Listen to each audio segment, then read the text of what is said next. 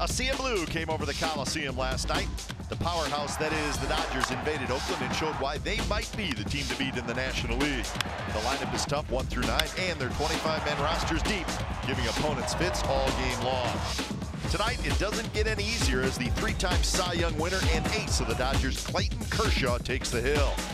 The green and gold will send Mike Fiers to the hill. The recent acquisition will make his athletics debut in front of a rowdy interleague crowd. A's and Dodgers, Game 2, next.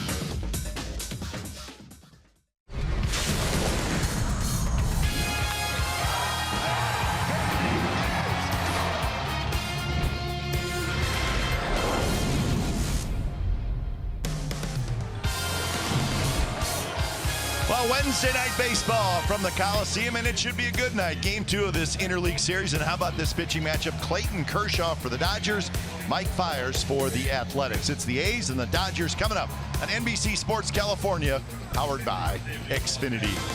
Hi again, everybody. Welcome to Oakland A's baseball. Along with Ray Fosse, I'm Glenn Carper. You saw Mike Fiers, so we get to see him for the first time in an A's uniform, Ray, and he's been pitching very well with the Tigers. Let's hope that carries over to the A's. 7 wins for the Tigers this year, and of course the A's have seen him with the Astros. He's pitched well against the A's. Let's hope he can do the same as a member of the Athletics. He's extremely excited when you're playing for a team that you know you're not going anywhere. You get a chance to come to a ball club that has a chance to play in postseason, and for him to pitch in postseason, he has to be extremely happy. Let's just hope he can continue to do what he's done for the Tigers this year, bring it to the Athletics starting tonight. And the A's will face, well, one of baseball's all-time greats, Clayton Kershaw, the left-hander. He's won 3 Cy Young awards in Dallas.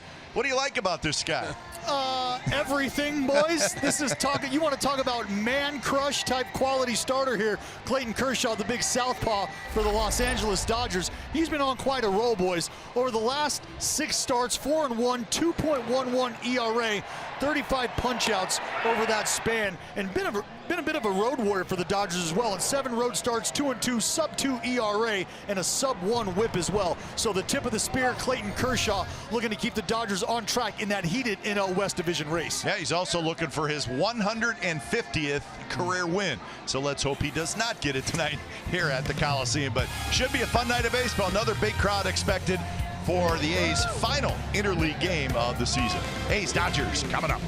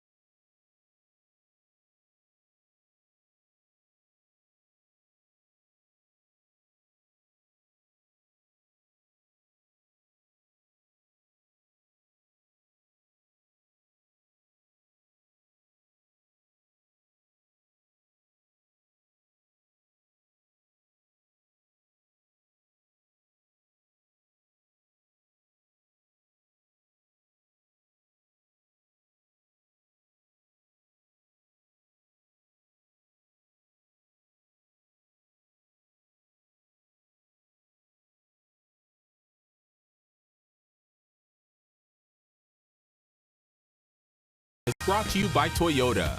Designed for the grind that comes through every time. See your local Toyota dealer today. Toyota, let's go places. By Southwest Airlines. Low fares, no hidden fees. That's transparency. And by Jack in the Box. Try something different, like Jack's Teriyaki Bowls. Only at Jack in the Box for a limited time. Welcome back to the Coliseum on a Wednesday night. A nice crowd expected again tonight. Last night over 33,000. So the Dodgers win 4-2. So the A's will try to win tonight, and that'll be the end of the series. We'll see how the ball game goes tonight. Looking forward to what should be a good game. Game time weather is presented by the Santa Cruz Beach Boardwalk. Get to the beach. The admission-free boardwalk is open daily at 65 degrees at first pitch. The A's have yet to take the field. They will do so momentarily. The A's will head to Anaheim after the game, an off day in Anaheim tomorrow, and then back home on Monday. So lots of home games as we promised in the month of August. So there's Mike Fiers, his first start wearing the green and gold. And this is the lineup he will face. It's the Dodgers starting lineup, brought to you by Southwest Airlines. Peterson, Machado, Turner. See, Machado's going to play third base tonight. Turner will DH. Grandal is the cleanup hitter. Then it's Dozier, Bellinger, Puig, Muncy, and Taylor. There's your Dodgers starting lineup. Well, as we talked in our open about working the count, well, Mike Fiers does not walk many, as his numbers show that he has pitched in 119 innings, has 26 walks. So a very good strikeout to walk ratio for the A's right-hander making his debut as a member of the Athletics. And you notice the clean shaven, as we mentioned, a full beard for the Astros when he faced the Athletics as well as the Tigers. But he's starting a new season, a new career with a new team, and clean shaven at least for now. Defensively, the A's have Mark Canha in left field. Ramon Laureano is in center, and Stephen Piscotty is in right. On the infield, Chapman and Simeon on the left side, Lowry and Olson on the right side. And Jonathan Lucroy is your catcher. And right, Jonathan Lucroy, Mike Fiers, teammates in Milwaukee. Right. So they know all about each other. So that yes, they do, which is good because they're both having to face that guy. Fiers won't, but Clayton Kershaw will be seeing Jonathan Lucroy. Pretty good pitcher. Pretty good matchup tonight with two very good pitchers. So the Dodgers at 63 and 51. The Dodgers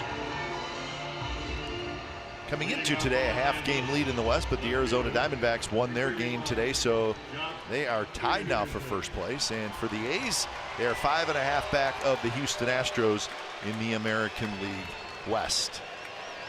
So we are set for baseball umpires tonight. That's Mike Malinsky calling balls and strikes, and that's Mike Winters. He's the crew chief, and he is at first base. So Fiers is ready. Here is Jock Peterson stepping in. One of the biggest hits last night for the Dodgers, the two-strike hit for Peterson in the opposite field. He ended up scoring on the Matt Kemp off the end of the bat base hit, but that gave the extra run, and that was the final score, 4-2. So the first pitch of the game is on the inside corner and a strike. Peterson overall hitting .260. He's got 17 home runs. He's got 44 RBIs. I'd like to see the fact also that Mike Fiers has good numbers against the Dodgers and throughout his career, as you mentioned, with the Brewers. Yes, he does. So good that it includes a no-hitter. That's right. That's right. That's right. He has not pitched against the Dodgers, though, since 2015. Good fastball there with a little movement away, and the count 1-2. Peterson looks like he's checking with Mike Malinsky to see if it was a strike. Well, you can take note of the fastball movement here. Arm side run, they're trying to bang him inside there with that fastball. Leaks just out over the side. But pay attention to that. Good arm speed on the heater. Jock Peterson might have bought himself another fastball. I like the delivery of it right over the top and a long back off the backside, and sometimes as a hitter it's a little bit difficult to pick up the baseball. See, he drops way down and then right over the top, hides the ball well. That's another high fastball that Peterson able to foul back, but the previous one he swung through.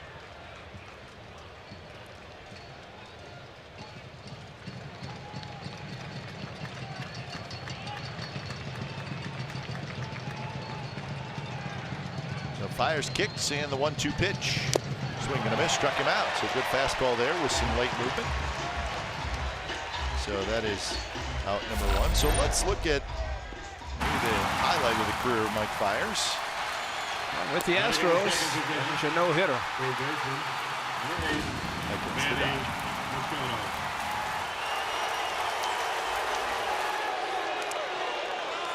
Got a Jed Lowry sighting. There Lowry. he is.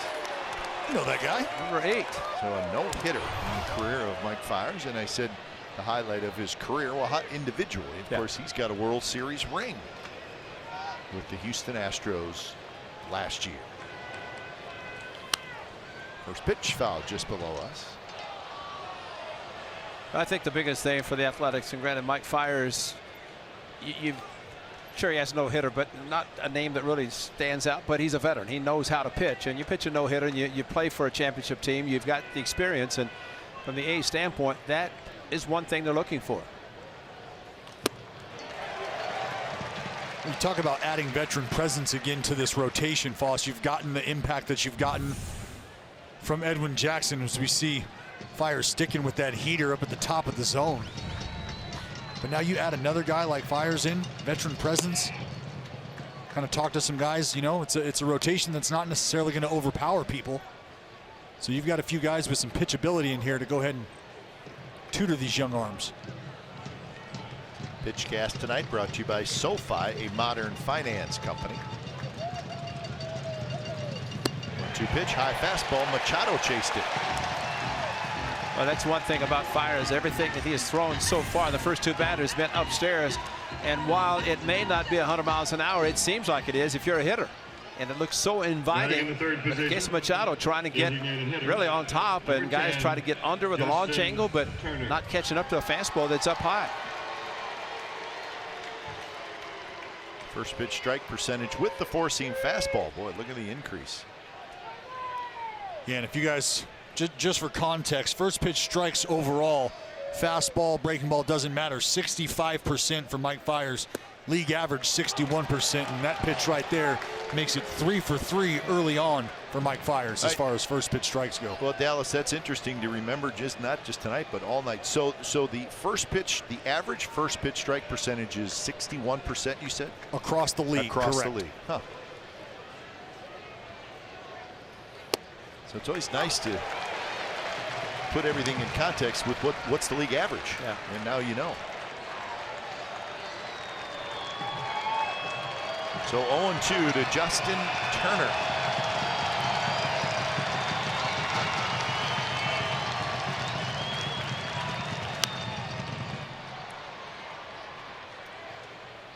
Turner at 263 with 6 home runs. You see here Turner fighting it off, spoiling pitches. A little deeper here with some numbers. 76% of 2-strike plate appearances resulting in an out. For Fiers, league average 75%, so right around the norm for putting guys away here with 2.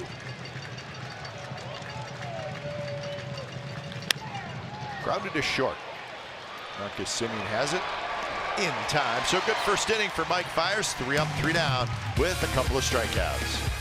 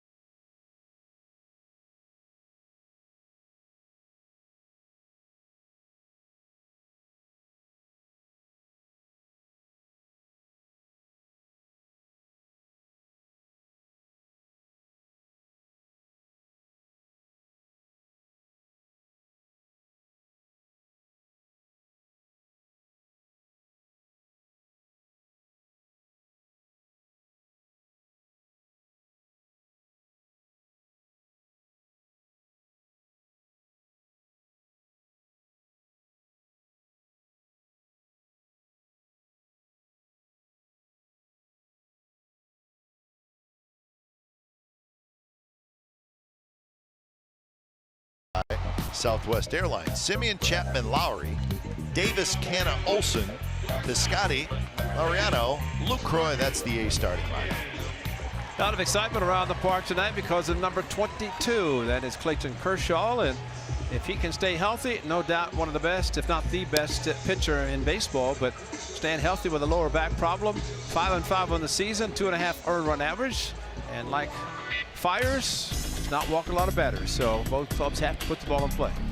Peterson, Bellinger, and Puig in the outfield. Machado, Taylor, Dozier, and Muncy on the infield. Grandal is the catcher. So Marcus Semien steps in against the lefty Clayton Kershaw.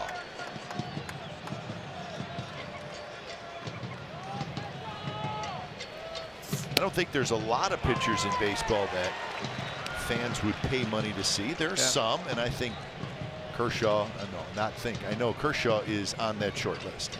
He's fun to watch. Not fun to go up against. Oh, no. Hard hit ball off the glove of Machado. Taylor's throw got it. How about that? Yeah, 5-6-3 is not going to work really that much, but that time it did. Dowd played a lot of third base for the Baltimore Orioles.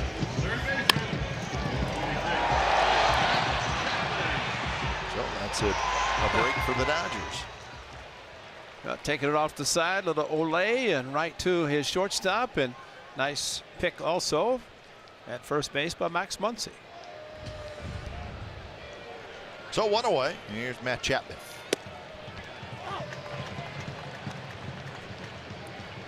Chapman at 270, 15 home runs, 38 runs batted in.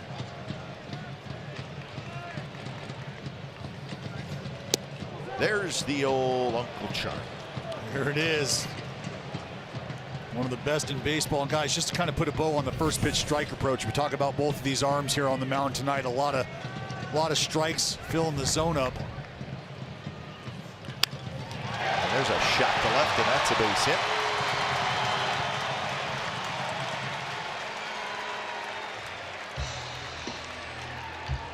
Below 2.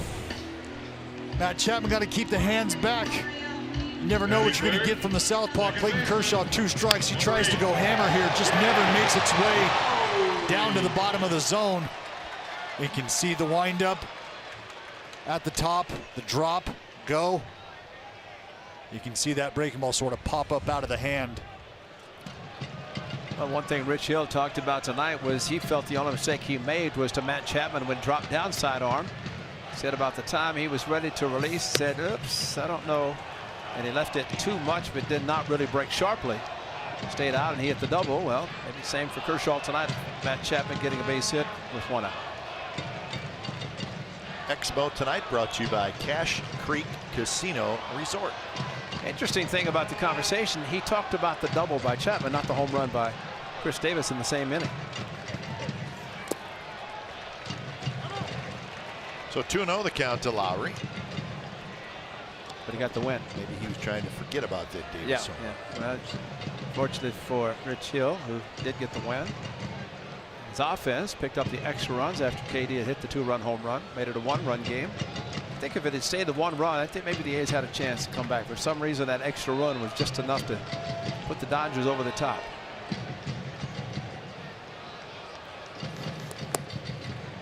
So 3-0 to Lowry. And overall, it was a good performance by Rich Hill. So Hill with the win, now 5-4. There's a drop down. Now that's the one he said he likes to do a lot to the left-handers. Right-handers, he's starting to throw a little bit more dropping down, just a different look. But he was good. There's that leg kick with a fastball, but after the fact. Strike called well off the plate inside on 3-0. 4 walks, 5 strikeouts in 5 1/3 innings.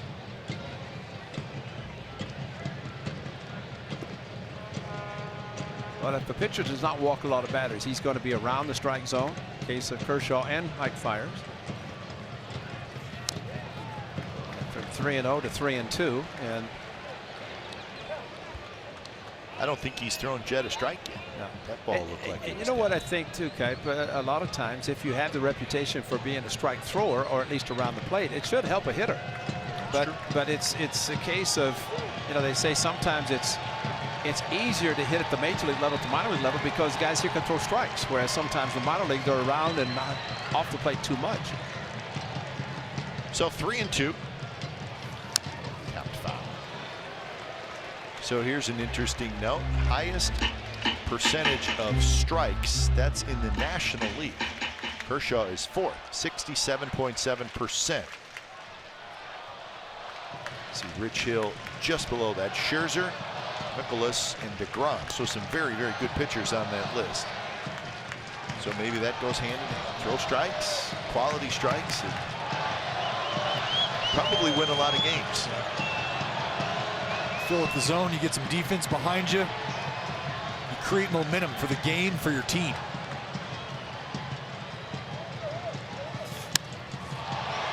In the air towards center. And it's Cody Bellinger who's out in center field tonight, and he grabs it. I mentioned about the home run by Chris Davis, the fastball away from KD, the leg kick by Rich Hill, indicating it was a fastball, and also indicating that it went a long way in left center. Chris Davis, home run number 32, and a big one, made it a one-run game, but unfortunately, A's could not add on, and the Dodgers added one more. So Davis steps up. These are always the great matchups when you see a home run hitter and a great pitcher, and I mean, duel, if there ever was one, between two guys here. Well, what I like about it, Foss, is you've got one of the best out pitches in baseball, probably two of the best out pitches in baseball, and Uncle Charlie and that slider from the lefty Kershaw, and Chris Davis with the absolute sickest oppo pop in the game. We're talking upper deck oppo taco tank type power. In the dirt. And guys like Kershaw, they'll look at a spot, and if they're never going to give in. And if Chris Davis puts together a good at bat and works a walk, Kershaw's like, all right, fine, I'll go to the next guy. Because it's hard to get 3 hits in an inning off somebody like him.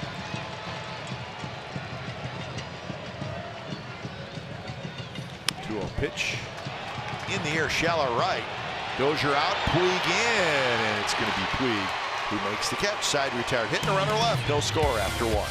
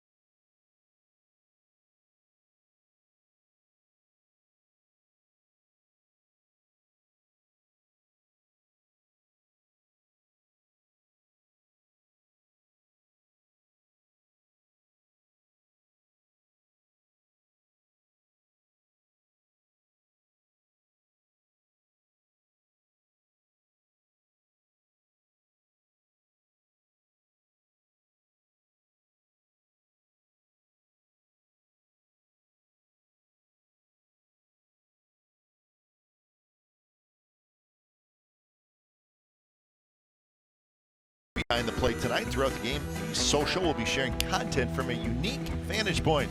Visit athletics.com/social to follow the A's and to see your favorite players' verified accounts. All right. Sounds like fun, something unique. Our fans enjoy it. Again, visit athletics.com/social. Yasmani Grandal leading things off. And a quick 0-2 count to the Dodgers cleanup hitter. Grandal, 19 home runs, 56 RBIs. He's a switch hitter.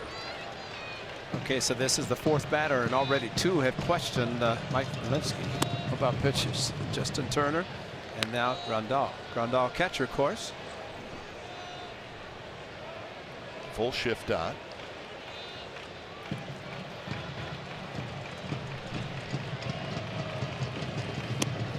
Grandal much better from the left side. He's hitting .266 as a left-handed hitter, .214 as a right-handed hitter. And that is why if there's a lefty on the mound, Austin Barnes gets a fair amount of starts, which we saw last night.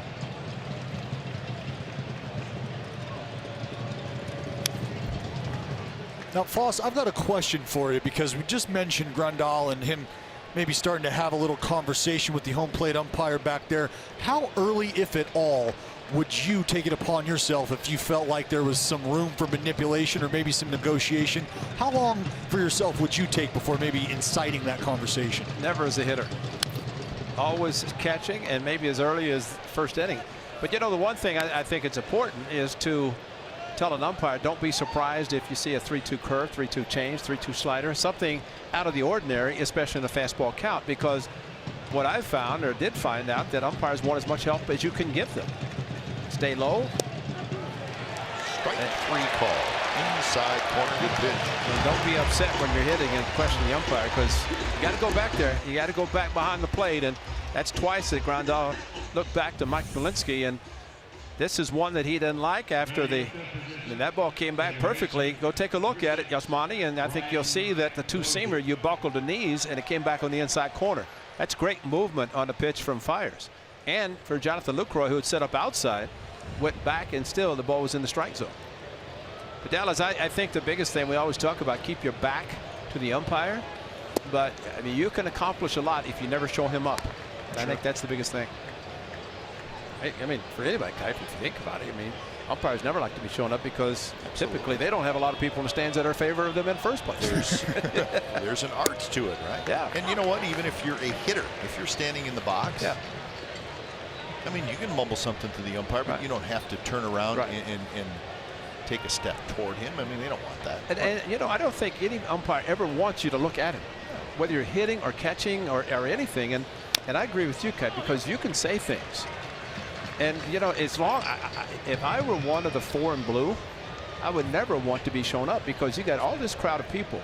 And I always said that except for the pass list that they have watching this game, nobody really is in favor of the umpires. The home side for the A's, the visiting side for the Dodgers. Those guys down there in 4, Matt Weiss, I'm sure took the ticket request up to Mickey. But other than that, you know, they're human beings. They don't want to be showing up. And when you think about it, you got 25 men on a roster. You got 2 teams. That's 50 multimillionaires that these guys are charged with keeping their egos in check and in control, letting them know, hey guys, I'm actually the one in charge of this game here. That's right. Not an easy job. Yeah. They can go too far, and we've seen that happen too. But, you know, to your point, they control this entire game for whatever hours it takes. There's a soft line drive into the glove of Marcus Semien, 2 outs. But, you know, every time a game begins, usually the umpire will get down behind the catcher and watch the pitcher as he throws, because he wants to get familiar with him as well. And I think that's the time you can very casually tell him anything you want to tell him. You know, as you're warming up a pitcher, he's there. Hey, you know, like Barry Zito. I think Barry was penalized a lot of times with a great curveball, because guys would call it up here and would never let it break down. Tough pitch to call. Right, but yet I think if you tell the umpire, be aware of this particular pitch, or if there's a new pitch that a pitcher is throwing. Well, I tell you, coming through the minor leagues with Kurt Suzuki and obviously getting to the big leagues with him, that was something we did extensively throughout our time in the minor leagues and at the big league level. First time through, opening inning, I'm throwing the kitchen sink out there, but he would tell that umpire to get back behind him after the umpire had eventually backed up and was sort of getting ready for his, because I would then throw the screwball, and he wanted to give the umpire a look at what that screwball looked like, because it was very different than anything else he was going to see that day. You pitchers and catchers are tricksters, you know that? Well, you know, you just try to help these guys. Listen, the best statement I ever heard an umpire say, when the late catfish hunter was on the mound and the umpire got behind me and he says, "This is going to be a quick game here." You know, I mean, so I would just move about 6 inches off the plate and never move my catcher's mitt, and the umpire say, "Hey, it's a strike. He didn't move." Just got to massage him a little, Foss. Just massage him a little. That's what we do. We try to help our pitchers, you know, help our pitchers and appreciate the umpires who have a difficult chore. 1-2 pitch, good breaking ball, and Bellinger strikes out. So that's 4 strikeouts in the first 2 innings for Mike Fiers.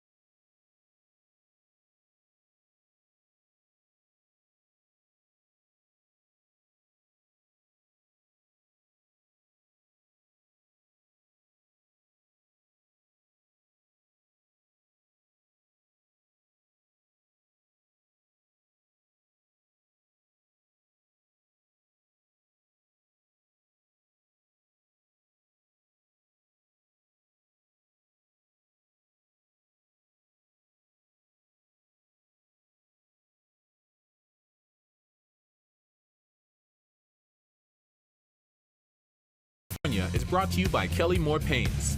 Go where the pros go. Kelly Moore, the painter's paint store.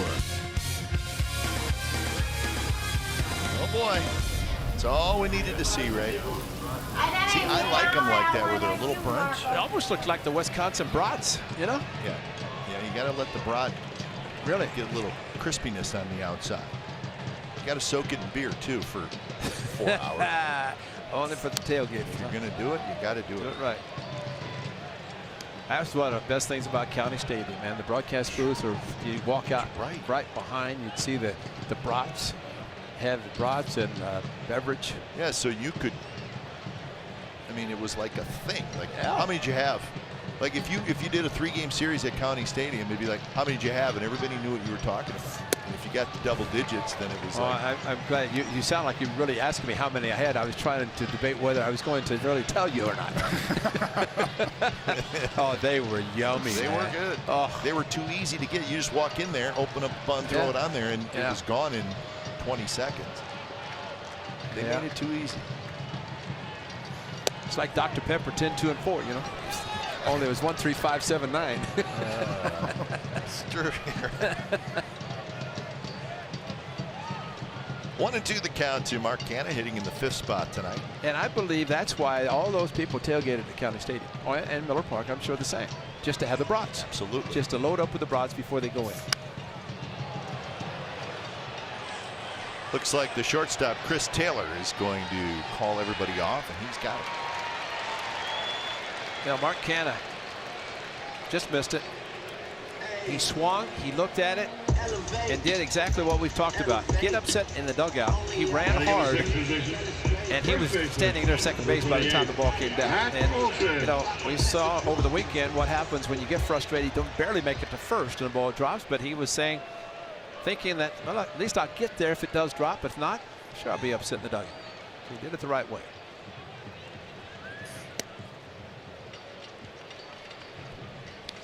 So here's Olsen, lefty on lefty. Obviously not an easy task. A left-handed hitter against Kershaw.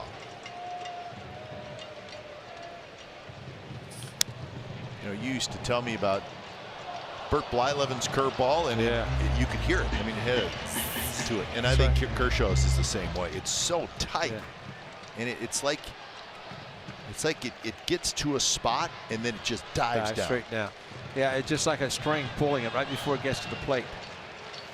And that's it right there.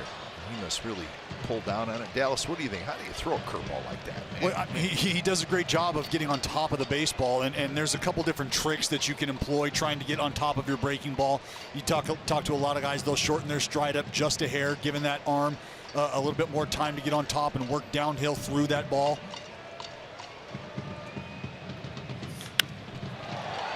Hit pretty well to center, but room for Bellinger, and he makes the catch. So 2 away.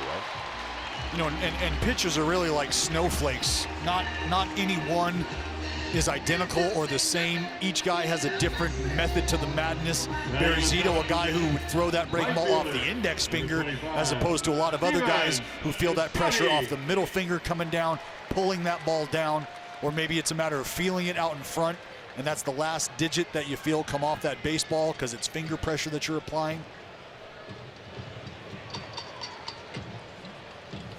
So the first pitch to Piscotty, fastball right up around the letters, and he swings through it.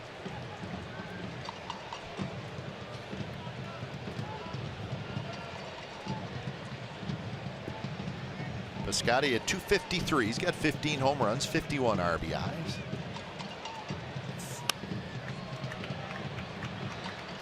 Kershaw, who always around the plate.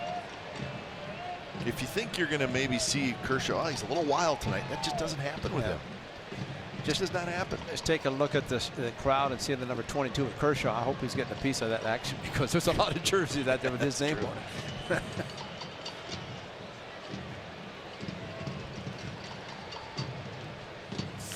0-2 pitch. Hit to right. Puig's there. He's got it. So that's a 3-up, 3-down inning for Kershaw. No score after 2.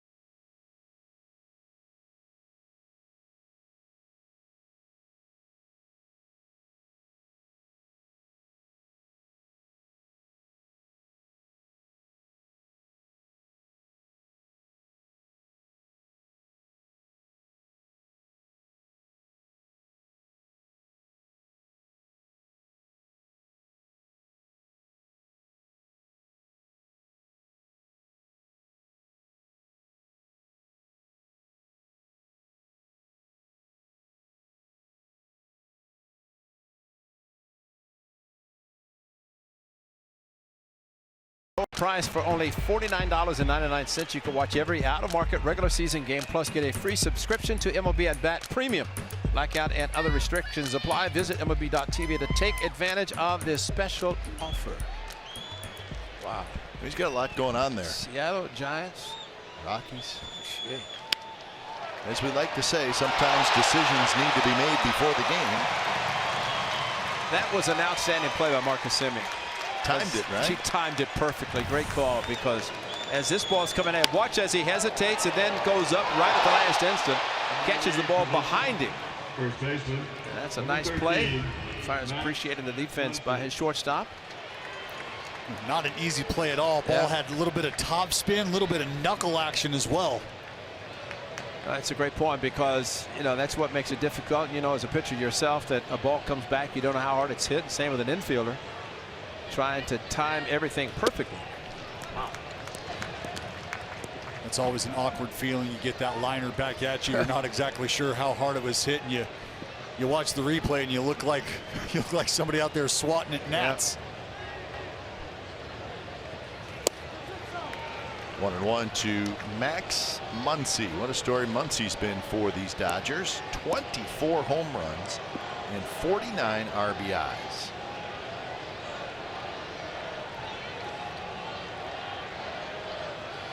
Definitely one of the surprise stories in all of baseball.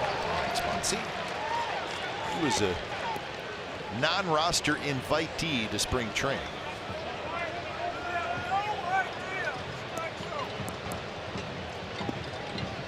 I guess if you bark enough, that's 3 now. That maybe you feel you're going to get some pitches, but I think it works just the opposite.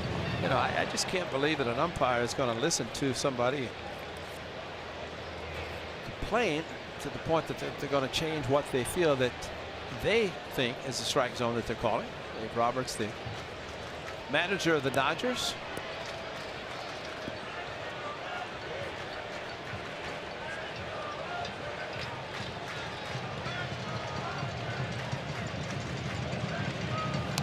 Curve and fouls it. Max Muncy as an athletic. We hardly knew Max. Well, what we did know that he played different positions. Yes, he did. He's playing first base. See, he changed his number, went down to 13. Lucky 13. Heck with that 50. Inside the foul pole. Got it swinging. So Fire's rolling along. That's 5 strikeouts now for the A's right-hander. He's got some swing and miss in him, huh? Some good arm speed on the fastballs. Batting in the 9th position. This might be a little Shortstop, number 3. Splitty, little changeup. Taylor. He's had a wide grip on that two-seamer, 85. I'm not sure if that's how he holds his changeup or not, but a definite reduction in speed. You see the movement tailing off away from the lefty Muncy. Just ran out of bat. So 2 outs for Chris Taylor. 8 up, 8 down so far for Fires. Fires has always had the ability to pitch up a little bit in the strike zone with not necessarily 95-mile-an-hour velocity and get swings through, and we're seeing it tonight. See that one a little bit more to the middle of the plate, which obviously is now where he wants it. I think also for Chris Taylor, 1-0, he's looking fastball and he got it just a little bit too quick.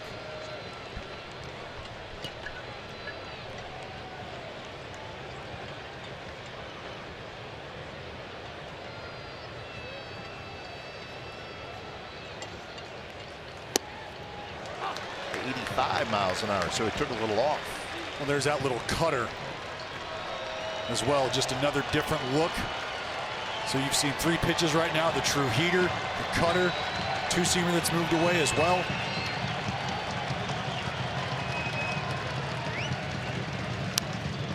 Fastball there running in, and Taylor just got a piece of it.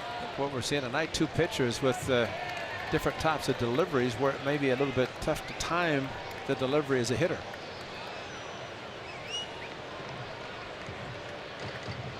Both have been around, so there's enough video and guys know how they do it, but standing at the plate maybe just a little bit different.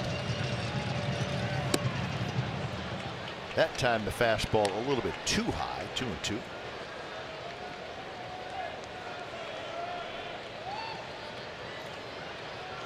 Taylor, 12 home runs, 50 RBIs. Playing shortstop tonight. So now full count.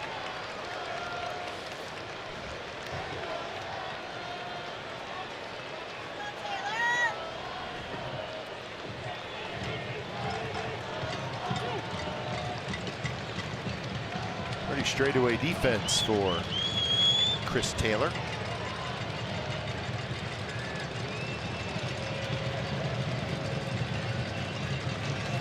Pitch, got it. Good pitch by Fires. Took a little bit off. He's got 6 strikeouts through 3 innings. No score as we head to the bottom of the 3rd.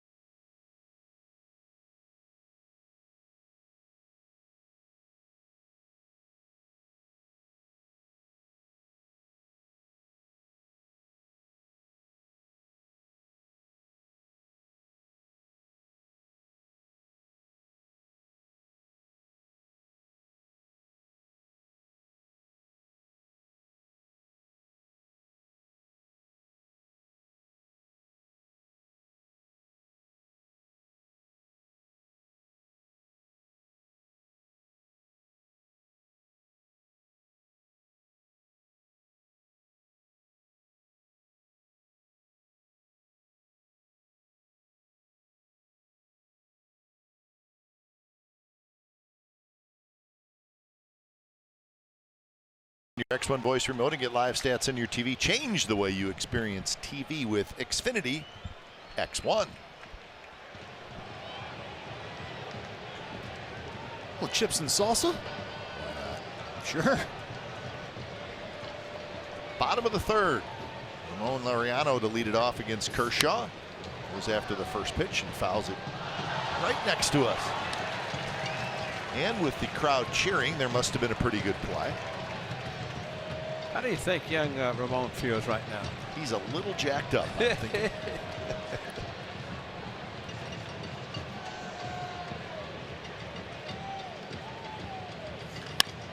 Bounces that one in the hole. Taylor have to hurry, and there's Laureano. So this is interesting stuff. This is games that Clayton Kershaw has started against the A's in his career, and they've all ended in walk-offs. The first one was at Dodger Stadium. We remember that one. That was rocket. That was a special 12, and then how about country breakfast? Well, that game, Kershaw was really good. And the A's entered the late innings. They were trailing. And the bullpen for the Dodgers gave it up. Kershaw got a no decision. Billy Butler was the hero. So he's pitched well against the A's. And there's been some excitement. 2 pretty good lefties there.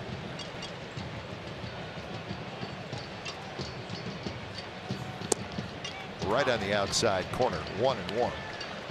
So check this out. Against the Giants, look at his ERA. And they have to face him all the time. Padres 18-6, Angels 6-2. And the ERA against the A's is 0.87. If he's healthy, and at times he's been on the disabled list, but if he's healthy, he never misses a Giant series. Yeah. He pitches against them every series. So they have to deal with him 6 times a year. more than they really would. 3 at home, 3 on the road. He's something special.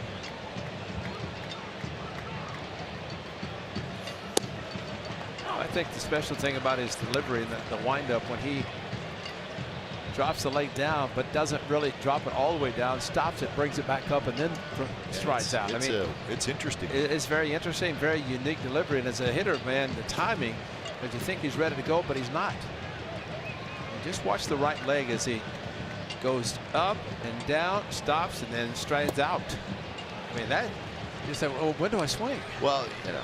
Yeah, he lifts his leg normal, right? It's like, okay, he's ready here. That's normal. And then he drops it down and then kicks it again. and then goes out. I mean, that's the delay part that you got to be saying. That has to screw up a hitter a little bit. Absolutely. I mean, that's why you really have to see him a few times before you feel comfortable when you get the plate. More action for Taylor. He backhands, flips it across, and that's out number 2. Now that game that Billy Butler won on the walk-off, this was Kershaw. Now he, like I said, he pitched extremely well, but he also had some major frustration with the umpire. And I remember this, they were going back and forth, and he fires. Didn't he fire in the dugout? Yeah, there it is. And he does not do that very often. He's pretty cool customer on the mound. But he's got some fire, and I think that's what's nice about it. That he just doesn't take his check every 1st and 15th, and he doesn't. I mean, it's a big one, but he's a great hitter. He's got to be upset to pitch on the road in the American League. Just he because likes to hit. he wants to hit. I mean, and watching him when he's not pitching is the top step. Line drive and base hit for Simeon. He pulled his hands in. I've seen Marcus do that a lot. Well, Simeon took a good pass early on. Got that ricochet 5-6-3. But here, you mentioned it, pull the hands in, stay inside this ball. All you got to do is get barreled the ball here. Kershaw's going to supply the power. Little rocket into left for Simeon. So that's the second hit for the A's. See if they can do something with it as Matt Chapman steps up. Chapman had the first hit.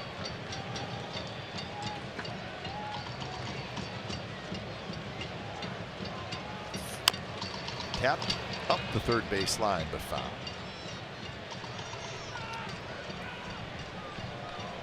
And when he pitches out of the stretch, you get yet another different type of a look. That almost like he's quick pitching, but he goes up way high, and then as he settles, a little slide step. Still gets a lot on the pitch. I think just as a hitter, regardless of whether there's a man on base or not, wind up or stretch, you have to be prepared.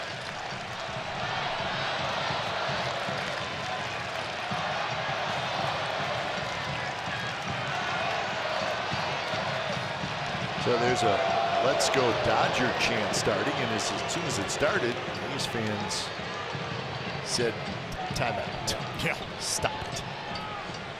So that quickly ceased. You don't want to mess with A's fans.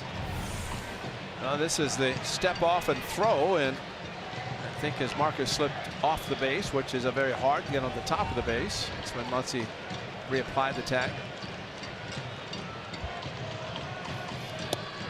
Right on the outside corner, 89 miles an hour. And for the lefties, as you see Kershaw go high and come set, you'll see that momentum start to come home. If he's going over to first, one thing to pay attention to is that back shoulder, the throwing shoulder. It will roll in an effort to have to go over to first base. It's a telegraph. Randall really had to wrestle with that one. Bounced way out in front. Well, that's 90 feet. He did not allow. He just marked where the ball hit. 6 feet out in front of home plate. Put some chalk there. Yeah, he just covered up the divot that was created by that biting curveball.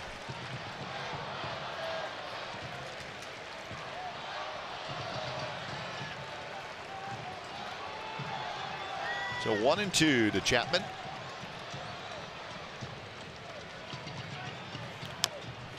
Tapped up the third base line, but foul.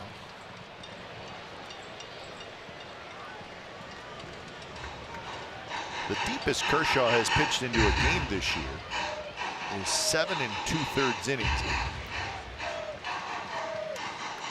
He's gone over 100 pitches 5 times in his first 16 starts. This is a guy you're used to seeing type 8 into the 9th at times. It just kind of feels like it's taking him maybe an extra pitch or so to put guys away. Yep.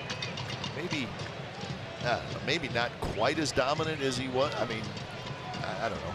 No, there's a difference between appointment television. You might see history, and you're probably going to get a really good performance. And I think we're at the latter stage. Yeah, I think you're right. He's still super good. Oh, we're not taking anything. I mean, No. we're splitting hairs, No, talking about a level of elite performance, comparatively speaking, to greatness, and that's the air of comparison that Clayton Kershaw finds himself. Is he elite or just simply great? Yeah, and tonight's a perfect example. I mean, the A's a couple of hits, not a lot of hard hit balls, but he doesn't have a strikeout.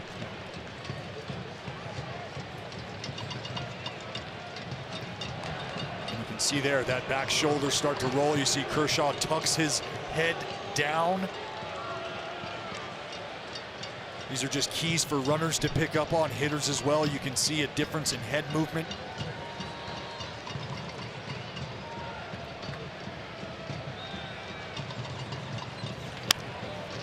Machado has it. He'll flip to second, and that will do it. So the A's get a hit, nothing else. And we are moving to the 4th inning from the Coliseum. No score.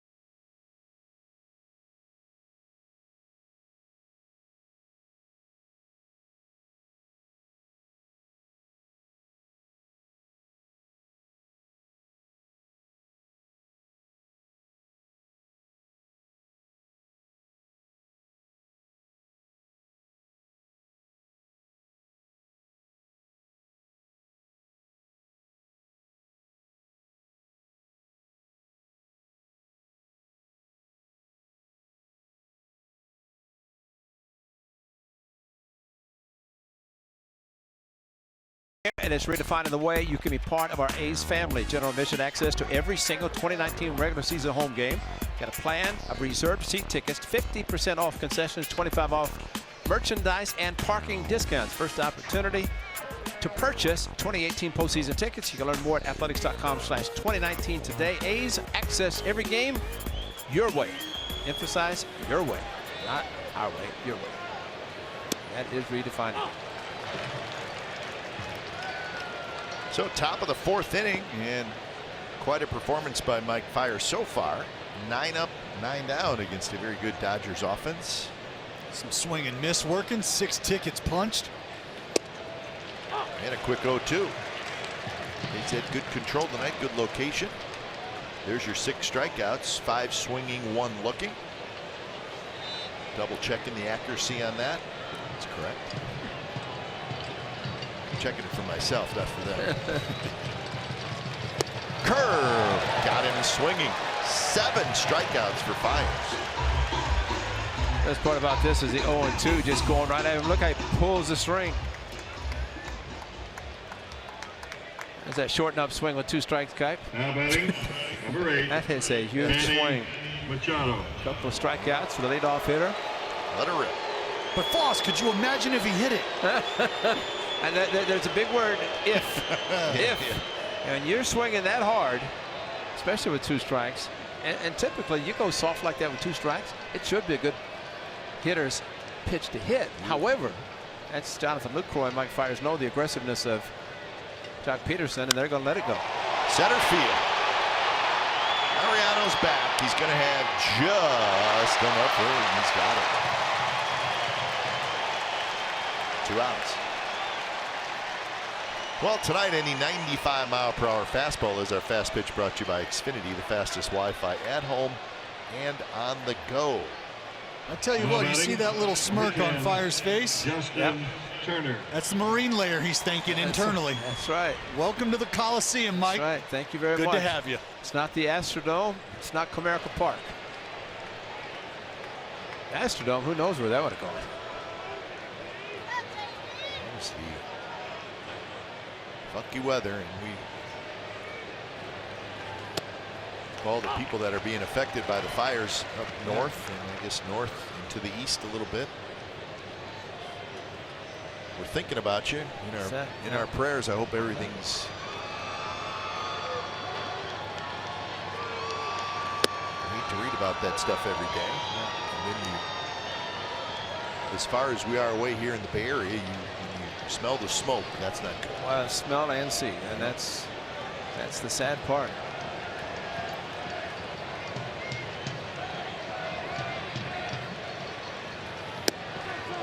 A little bit outside to Turner.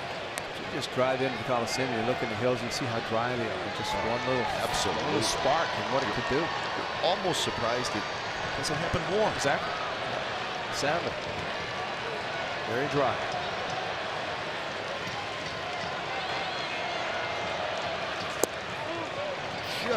Just missed. 3-1. Close pitch.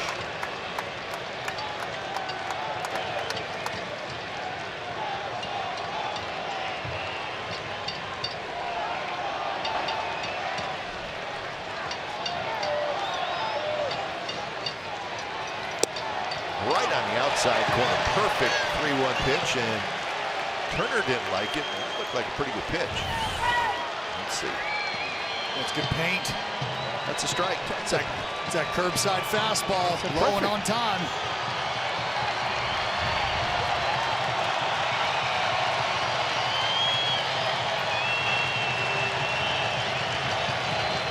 And he got it. Uh-oh, be careful. Be careful. Polinsky jumping right back into Turner's face, and Turner better be careful.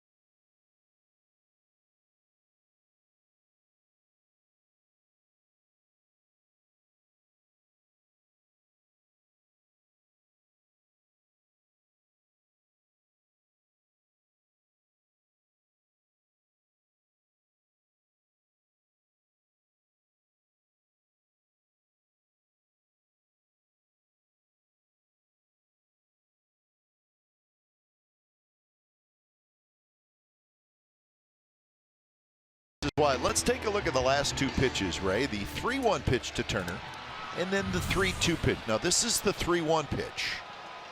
Well, after this it was a strike. After this is called, you better be thinking about. Well, you just complained about the 3-1, 3-2, just a little bit off the plate, according to the strike zone box. Mike Malinsky did not appreciate the head-to-head conversation with Justin Turner. Well, I would guess, you guys know better than I,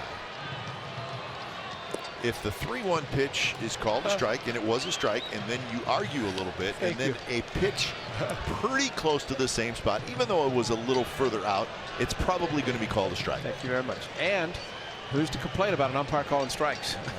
when you're talking about pace of game, speed of game, time of game. And that's just Jonathan Lucroy and Mike Fiers. Yeah. A couple vets right there at work. Yeah. So look at those numbers. Fiers has been perfect. Kershaw's allowed just 2 hits. Facing Lowry. And now it's 3-0. 8 strikeouts. That's 2 tickets an inning for Fiers. Talk about taking care of business yourself. Had a little smirk with the marine layer help, maybe with Machado's a little bit, so Yeah. got it working nicely. And that's a strike. And it's such a good feeling as a pitcher. You know you might have given up a bolt there. Yeah. Guy probably got a lot of it, and you see it just kind of hang up and hit that sheet out there and fall right into the glove. Took just a little bit off in the count, 3-2. His second consecutive match for Jet Lowry, 3-0. Then to 3-2. First time fly ball to center field, 3-0 now.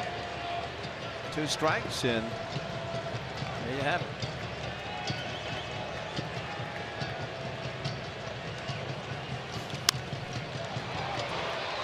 Shallow right.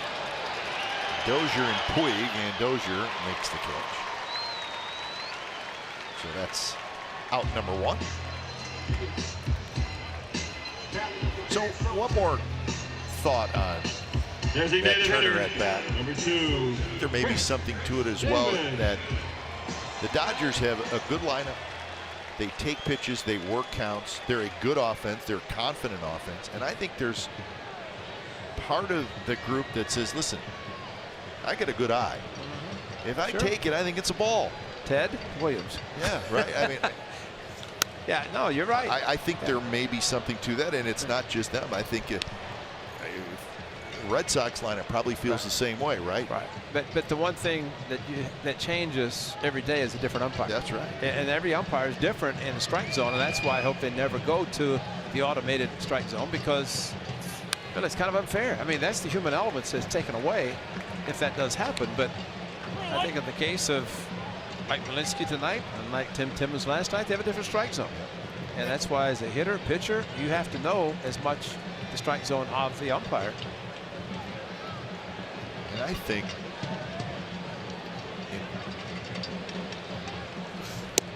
in watching Malinsky's reaction to Turner, Malinsky's heard it quite a bit already from the Dodgers dugout through the first 4 innings, and I think he's probably tired of hearing it. Probably. And he was ready to argue with Turner.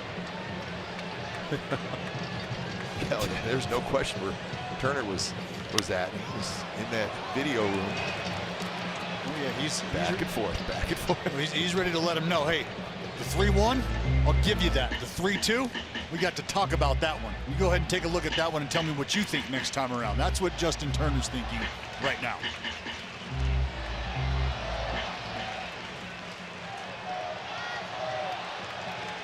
You can see there on the black, maybe reading his lips. The first one, that second one, nope, not even close.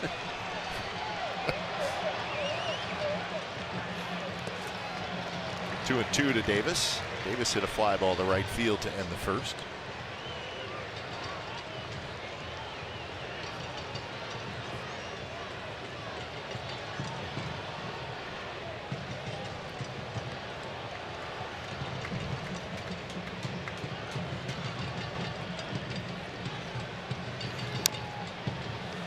Kershaw right on the outside corner. And this is kind of what I'm talking about here. Katie's fought off a few pitches here, 2-2. It just seems like Kershaw lacks that ability to just really drive the nail all the way in and dispose of guys the way I think we're used to seeing.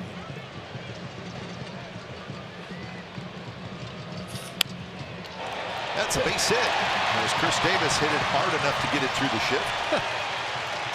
See, isn't that where the shortstop plays normal? Yep, I think that's the spot. Since the late 1800s, I believe that's the spot. Well, I tell you, Foss Kite, they can't put him on the other side of the fence, so they got to figure out somewhere to put him with this guy. Look at this. And KD just too strong for his own good, too strong for the Dodgers shift. That's right. That's exactly right. That's a good at bat, fouling off after starting 0-2, and finally saw 7 pitches total. And to the point of the pitch count, that's at bats like that, it has to frustrate a pitcher. Again, you think about at bats where there's a phrase or a term we use, breaking your back, meaning you've put all of this work into this at bat, 7 pitches against KD, and now you have nothing to show for it. You've got a hole opened up on the right side of the field. You've got a guy at the plate who's seeing lefties well, and you feel like, man, I'm behind the 8 ball even further now.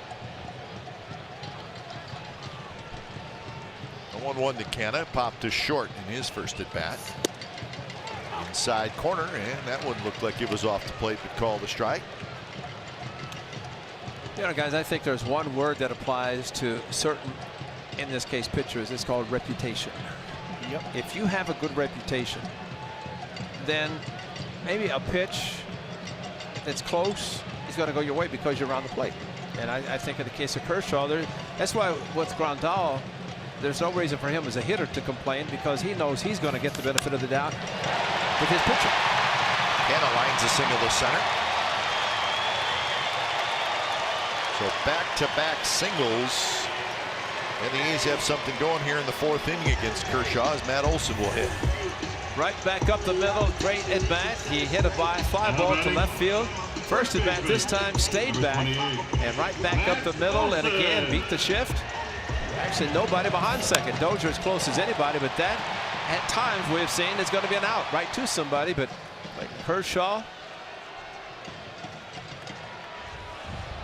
kind of like the fire, man. Oh yeah, absolutely. He's known for a mini snap or two. First pitch to Olson is hit in the air, shallow left. Peterson, he may have not seen it initially off the bat, but it ended up coming right to him. So Olson on the first pitch is retired. Now batting, right fielder. Jock, who's got it? Where's it at? I don't see it. I got it. I got it. We're good. Stay right there. I got it. So 2 outs, it's up to Piscotty. You guys mentioned that smoke and the haze kind of playing tricks, discolored sky, not your typical twilight.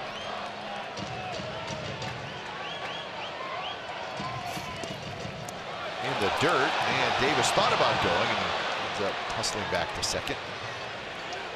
If he goes initially, yes, but after the second thought, no way, because he would have been running into an out.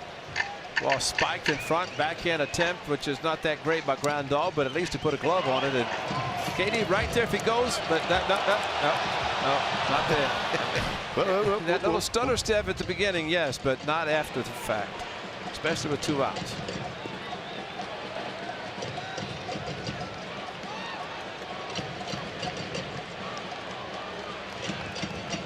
A's need a hit. In the dirt again. There's so many catchers that are accustomed to catching the ball thumb down, then bringing it up to the point that they don't turn. See, that's good. He turned the glove over and used his body to block the ball. Previous pitch, he turned sideways. You can't block a ball that way. When you have the glove to the side and you're not able to use your body's gone in a different direction at an angle, which is the worst thing that can happen.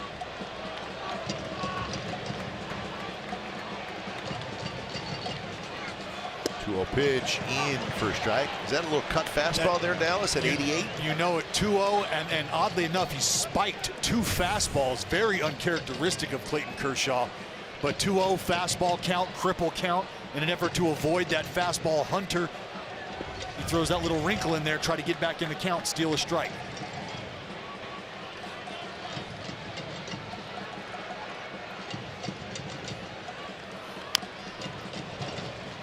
So now it's 2. He threw it again. Yeah, that's it. It'll be interesting to see where he goes. Could he triple up? Could he try to freeze him with a fastball low and away? Because you think about the cutter and the release point and the presentation it's provided Piscotty with now. Fastball till about 50 feet, starts to bore in on his hands. Might look for that 4-seam fastball away. Second side is a slider. The big curve, and he misses well high, and now it's a full count. So Davis and Canna will take off with 2 outs. And I think you guys point before, he won't give in. They're going to take Laureano, who in the odd deck circle. Piscotty, he's faced with the Cardinals.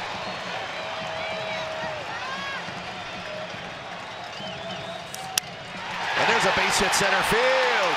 Davis rounds third. Davis is going to score, and the A's lead 1-0 here in the 4th.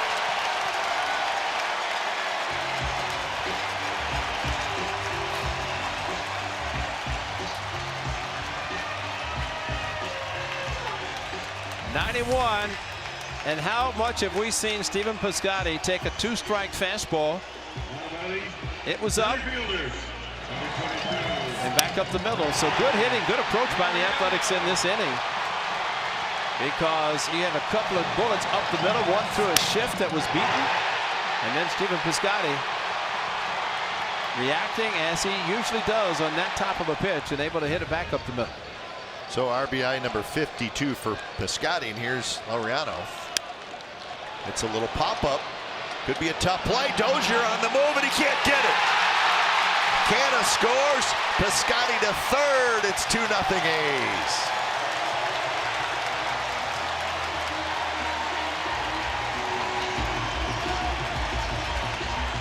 Well, you could tell right off the bat that it was going to be trouble. Well, I was liking the odds of this AB early on. We've seen Laureano have the ability to fight some fastballs on the inside part of the plate off. He's a strong young man. And here you can see Puig does not get a good read on it. Dozier finds himself in no man's land. And the Marine Matt Williams got the windmill going over there at third base. Martini, get him up. Fires, he appreciates it. When Dozier looked to Puig, he knew he didn't have a chance. And that was a key that the ball was going to drop. He went as hard as he could, but to Dallas's point, you can go on a big swing. Puig did not break quickly in. And with Dozier going out and having to look for Puig at that point, you know he's going to drop. So big 2-out base hits by Piscotty and Laureano. I don't see it. Got to talk. Let me know. So 4 hits in this inning, 4 singles, and the A's have 2 runs off Kershaw. And I think 3 of those have gone opposite field or up the middle, which is good approach against a veteran pitcher. And that's a great block by a catcher to keep another run from scoring. And I tell you, Foss, that's, I think it's the 4th fastball Kershaw has now spiked. Yeah. And you see that curveball has sort of cast it out of the back of his hand at times as well. Just, I think, struggling right now to hone that release point.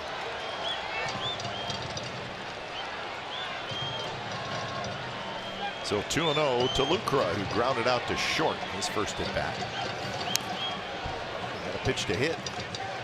Fouled it back. In every 2-0 count we've seen this evening, we've seen a slider from Kershaw trying to get back into the count. Something I know these hitters are taking back to the dugout and whispering along the line.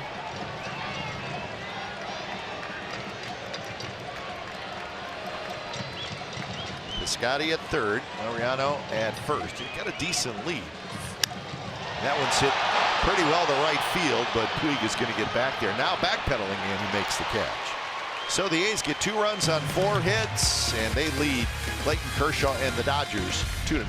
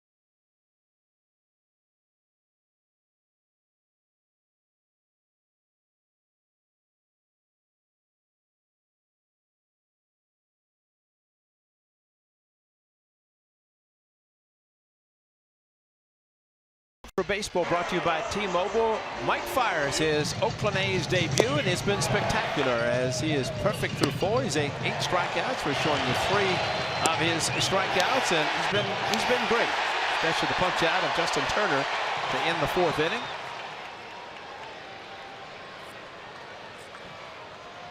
Check it out. Good in June, really good in July, and of course all those numbers with the Detroit Tigers. Remember, he pitched against the A's, Ray, on the 27th of June in Detroit. That's right. And he pitched extremely well, but the A's won the game 3-0. Well, he pitched so well that the A's streak of 27 consecutive road games with at least 1 home run ended. That's right. That was the game that ended it. I mean, it really was one of his better outings this year, and he's had some pretty good ones.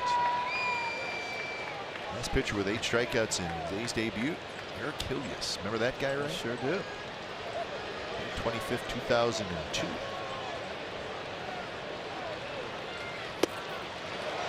One thing during that year, the 2002, he had a trip to Sacramento, along with a few other players.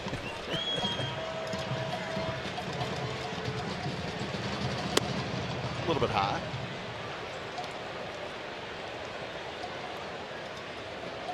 Continues to attack up in the zone. He's gotten some good offerings.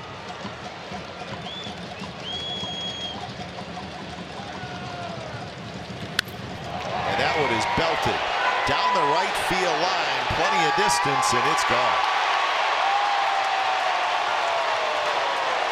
Yasmani Grandal, home run number 20.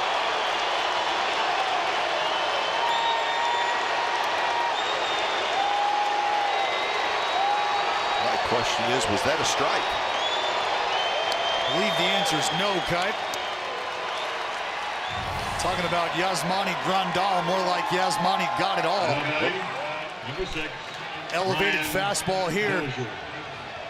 You'd like to go higher than high at times if you're not trying to go for the strike. Maybe the strike out, try to expand just a bit up. I'm sure Fires would like it maybe 2-3 inches above that. But at some point in time, you tip your cap to the batter and say, if he can get to it and stay on plane with the heater up there, I know I just got to make a better pitch next time. So that makes it a 2-1 game. But the good news, it's a home run. He still has time to pitch out of the stretch. He can stay out of the windup. I mean, that's not something to want to give up, but he did, and still stays out of the windup. So everything goes in one swing of the bat. A high fastball.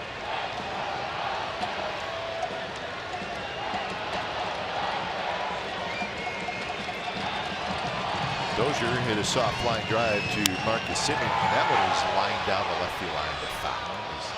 Looked like a breaking ball. It may have kind of hung in there.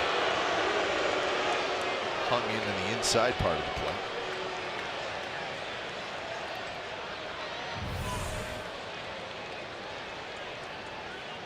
May have a play that should have been made. Oh, Interference. on the Dodger fan. Dodger fan got in the way. Yeah, sure did. Dodger fan pulled a Barton. Away. Piscotti makes the point. I think it was a Bartman. The poor kid just keeps being brought up, doesn't he? I shouldn't do that. I feel bad for the kid, and you know what, Steve? I apologize. Well, he's got a World All Series Steve ring. did is what any fan would do. You know, ball's in stands. You know, as long as that line, that imaginary line goes up, and it's all game. But got a ring. He did, and you know what? That poor guy deserved it. He deserved it. A lot of.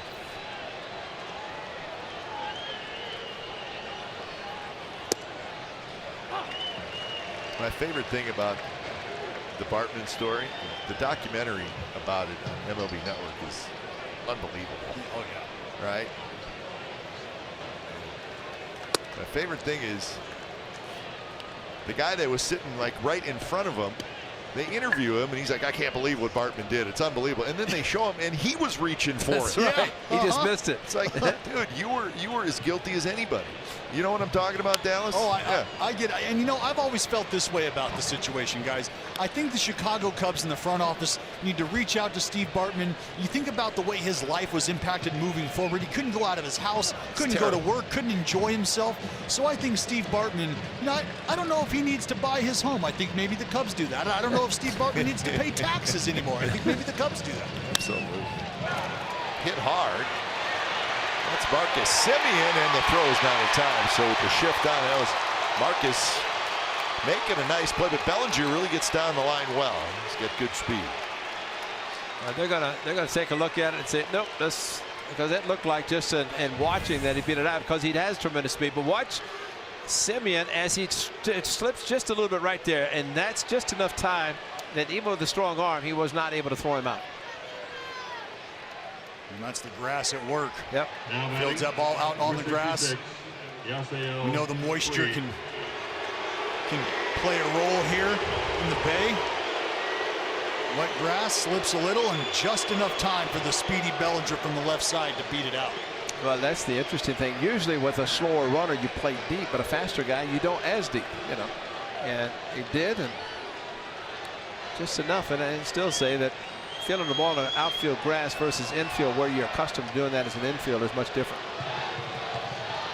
Plus, I gotta believe here, grass probably gets a little damp. Definitely. Oh, yeah. Definitely. Enjoy the grass right now, folks. I'm not even going to tell you what's going to happen on Friday. Monday night. Is it Monday night? No, it's Friday night, but the A's will be back Monday night. Yeah, as soon as this game is over, they start.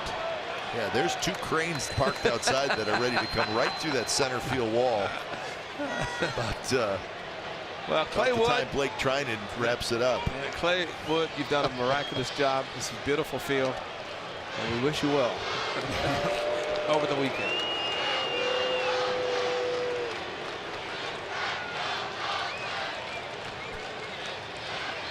Want to know the count to Yasiel Puig.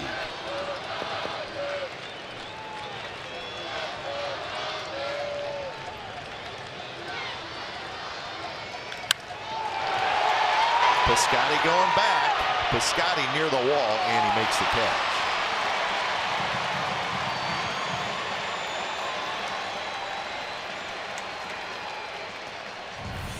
Let's go to StatCast here. Take a look at the numbers on the Grandal homer.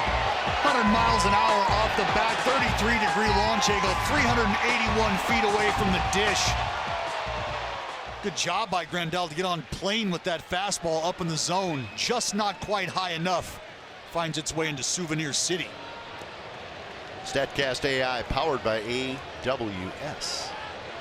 Mr. Puig thought he'd hit one. He sure I did. thought he did too.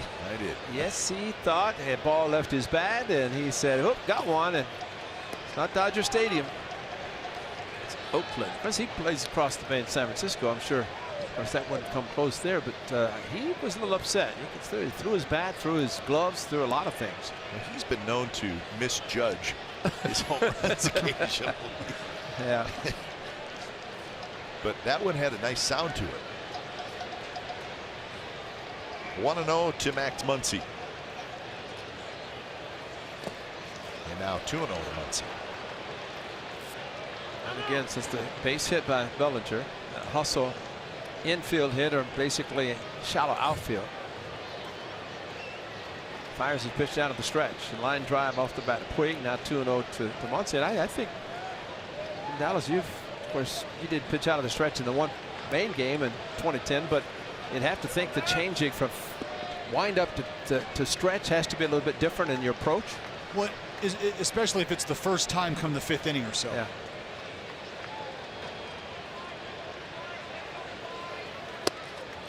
I always think about the Hall of Famer Greg Maddux, 351, and someone said, "Why do you take so many warm-up tosses out of the stretch?" He said, "Because those are the most important pitches you'll make." I was just going to say, between innings, that's what you'll see starting pitchers do, is throw their warm-ups the last 3 or 4, maybe from the stretch, because you're practicing for, you know, a situation you might have. So 3-1 now to Muncy.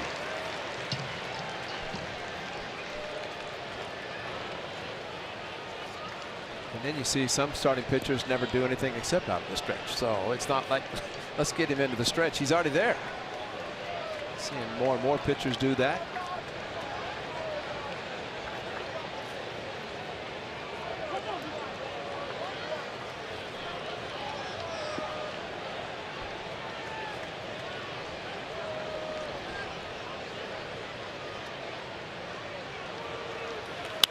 Let's see, a shot to right, and that's a base hit.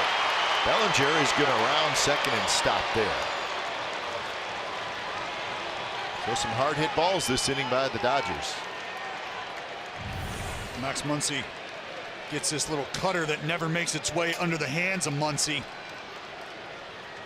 You can see him, he stays inside, pulls the hands. Fire's trying to crowd this lefty here. Little weak contact, maybe blow him up if he could. Backed up just enough. Muncy would be able to get the bat to it. So, a big spot in the game as Chris Taylor steps up. Taylor.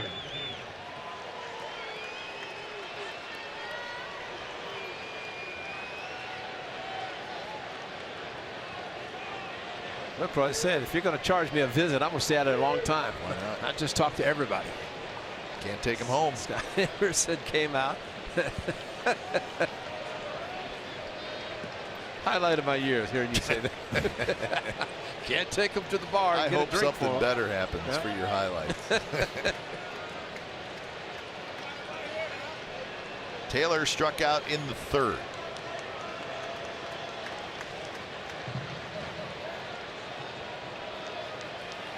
First pitch is called the ball. Could have been a strike. Maybe not where Fires wanted it.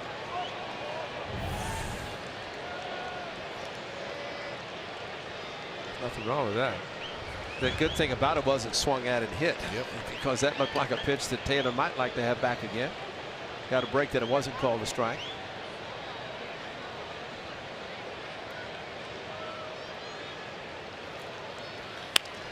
Grounded toward Chapman. Nice play. He'll hustle to the bag and get the out there. Dodgers get a run on Grandal's 20th home run of the year. 2-1 A's.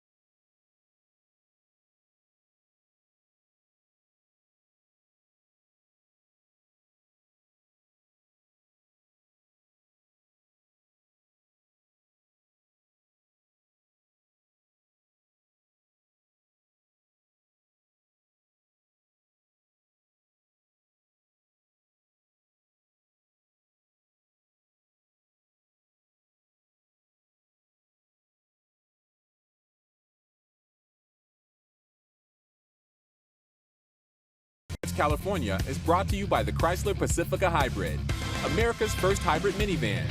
Test drive one today.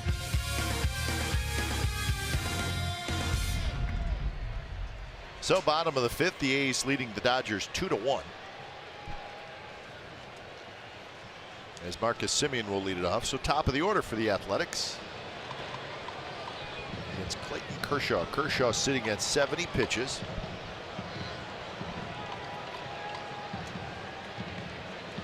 His first pitch to Semien is off the plate outside.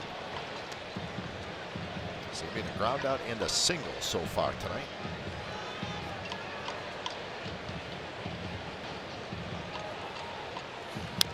I guess you can't really talk about a Kershaw start without talking about his contract situation, which is interesting. He's sitting on a 7-year, $215 million deal that runs through 2020. Now he can opt out after this year. So it's decision time for Clayton Kershaw. He's 30 years old. And this is what's left, Ray. His salary for 2019 and his salary for 2020 is a combined $68 million. $68 million for the next 2 years. Now, if he opts out, well, he's obviously not going to get that, and in his mind, he's going to get a better contract than that. If he doesn't opt out, well, then he stays with the Dodgers 2 more years, and he gets the $68 million. So, again, 30 years old, thrown a lot of pitches, still a terrific pitcher. What do you think? I'd say he'll be on the west side of Phoenix next year with the Dodgers train. Right. I think you're probably right. I think, should the Dodgers end up winning a World Series, Clayton Kershaw packs it up and takes it deep into the heart of Texas. To the Texas Rangers or the Houston Astros? All right, we're going to sit on that one, Dallas. Hey, the playoff push is here with the postseason in sights. Every divisional game means even more with the Mariners in town Monday through Wednesday. Now is the time to grab an affordable lower level ticket. $15 bar rapid deal day offers are available on Monday and Wednesday. Or grab a $20 lower level ticket on Tuesday at athletics.com/town. Help us defend the town. Grab your seats today. All right, let's get back to our geography lesson down there from Dallas. Braden, deep in the heart of Texas now. How far south are you going, Dallas? I think Arlington is a very realistic expectation, but I cannot overlook the idea that plane just may stop in Houston based on the moves we've seen that front office make. They're not afraid to back it up. They're not afraid to make some waves in their decision making, which for me, that thought process lends itself to we will make any move we feel sees us head into the postseason and gives us an opportunity to continue to play championship caliber baseball. And we should let you know that Kershaw is from Dallas, Texas. Yeah. And this is where he is in the Dodger franchise history ranks, and he's all over the place. I got 2 words for you guys. Lower back. Yep. I don't. Lower back. Now, if one of those teams is going to unload, say, more than 30 a year for an extra 2 or 3 years, and you have to deal with that, I mean, I agree. I think it's a significant risk. Yeah, for a team that's going to unload a bunch of money. But Dallas, you said if the Dodgers win the World Series. Right. Okay, the Dodgers don't win the World Series. Clayton Kershaw, being the man of integrity and character that he is, I feel will consider it to be unfinished business and say there's a lot to a man's legacy if he's able to finish what he started in the same uniform, something we don't see a lot of these days. And I think there's a tremendous amount of respect for that notion in the mind of Clayton Kershaw, in the heart of Clayton Kershaw as a man, but as an athlete as well. I think that means a lot to him. So your whole theory then is he may think about going home to Texas, but not without a World Series ring from the Dodgers. He's not going without hardware. All right. That's a fair assessment. See, I think if he's a Hall of Famer, which I think he is, absolutely, then how special is it? And it is rare in today's world. Forget about legacy, forget about winning the World Series or not. I think that Dodger uniform is something that the Dodgers, might make sure he doesn't leave. Sure. To make sure that he stays in that uniform throughout his career. Right on the outside corner, struck him out. That's the first strikeout for Kershaw. He dots the outside corner. Let's see if this was a strike, according to PitchCast. Now batting second baseman, number 8. It's called reputation. Yeah. Lowry. Same pitch that he called Justin Turner out on. And I still say that slot that the great Eddie Montague always talks about for the home plate umpires, this is where reputation comes in on a pitch like that. Machado fires across, and Kershaw has a 3-up, 3-down inning, and we are moving to the top of the 6th. Good ball game. A's 2, Dodgers 1.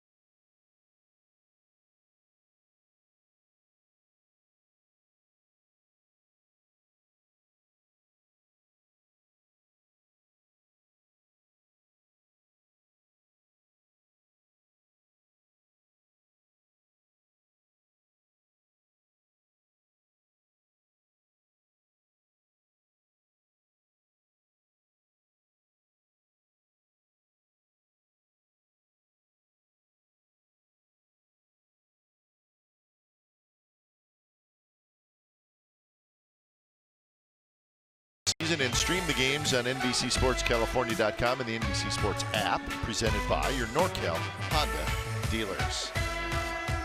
Yeah, that's tired. Oh. Pop it. He's going to pull the plug, let the air out. He's going to take it home for his kids. Let's go to the beach. I found a ball.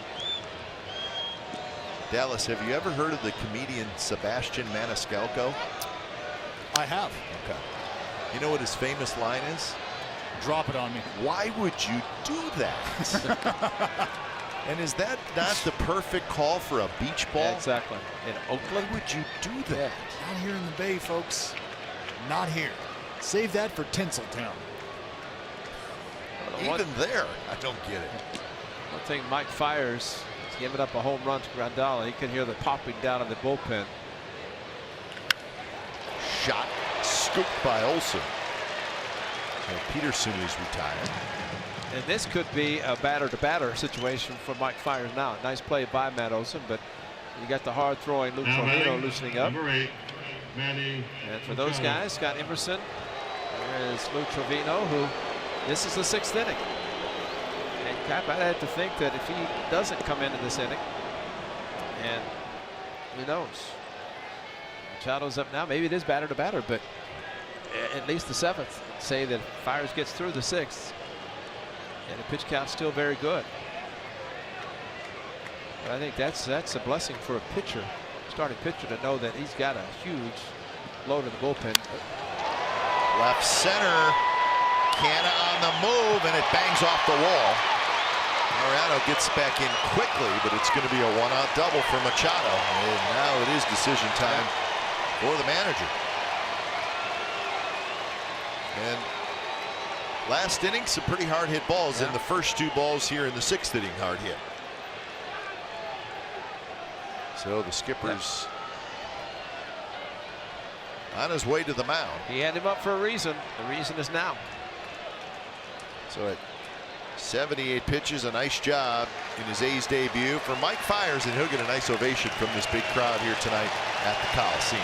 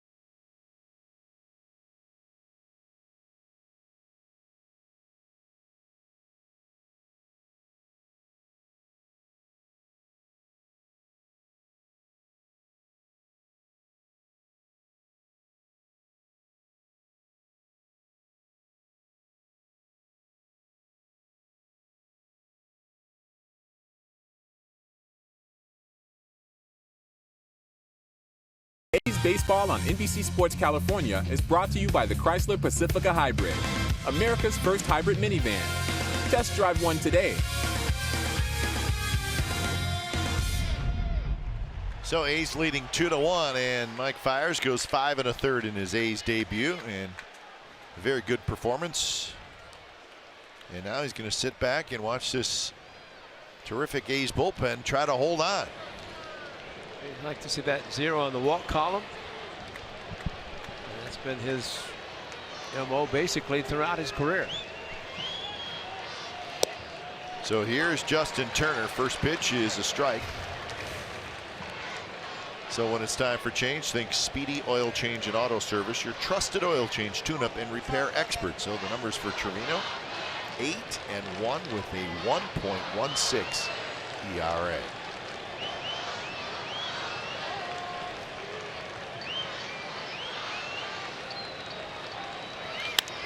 There's a shot. Simeon grabs it in the air. 2 outs. I love those atom balls.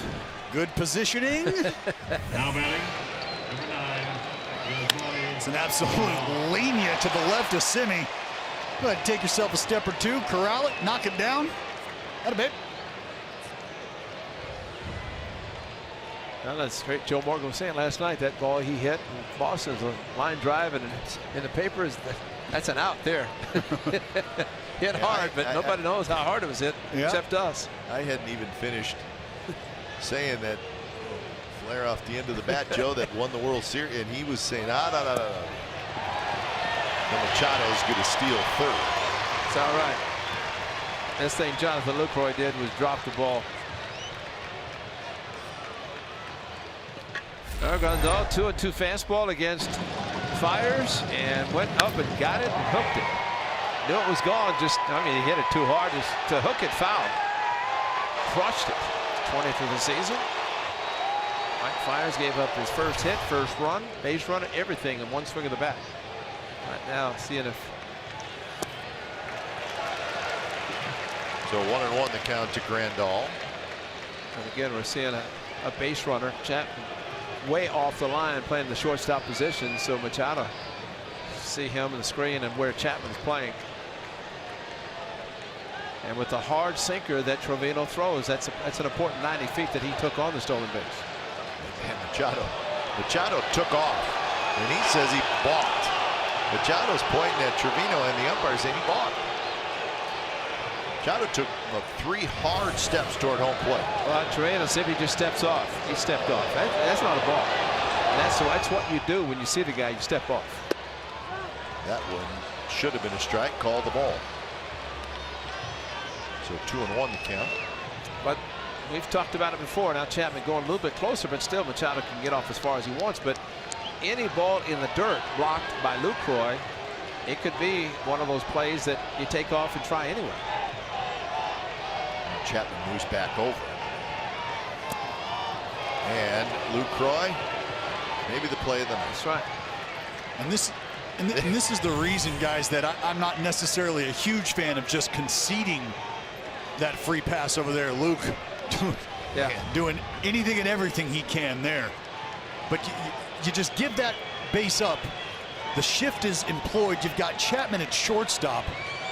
For that ball to kick, it doesn't have to kick as far now as it might if he's not on third base. And that one's outside. He walked it.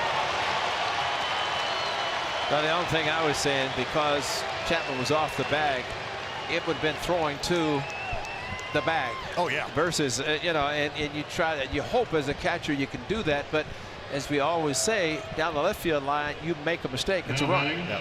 First base, you can get away with it, but there are times that you sometimes just give it up. And Lucroy feels confident enough that he can block a ball in the dirt, which he just did. The hard sinker thrown with Grandal at the plate.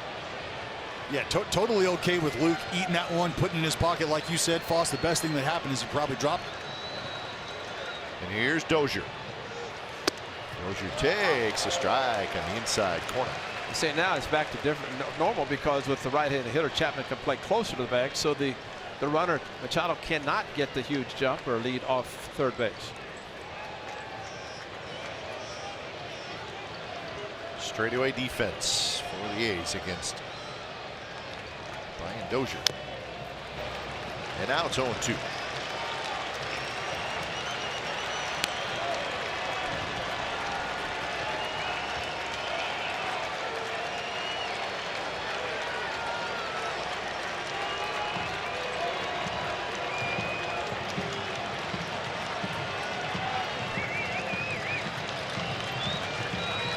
So this crowd making some noise, over 32,000 tonight.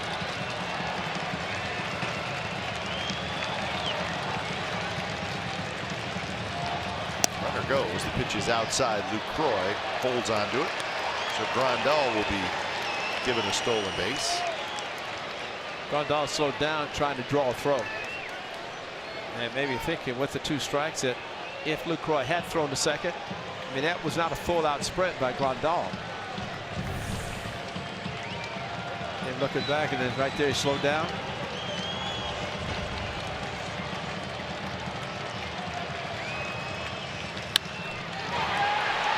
Scooped up. Lowry throws. Got it. Nice play by Jed Lowry, and the Dodgers strand a pair. Bottom of the 6th coming up.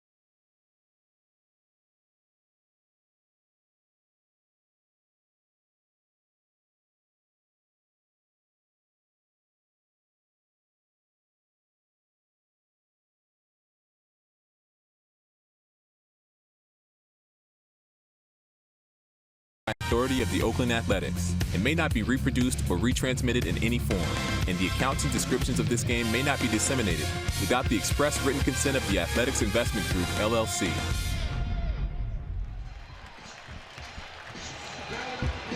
A's 2, Dodgers 1, bottom of the 6th inning from the Coliseum. And it'll be Chris Davis to lead it off, followed by Canna and Olson.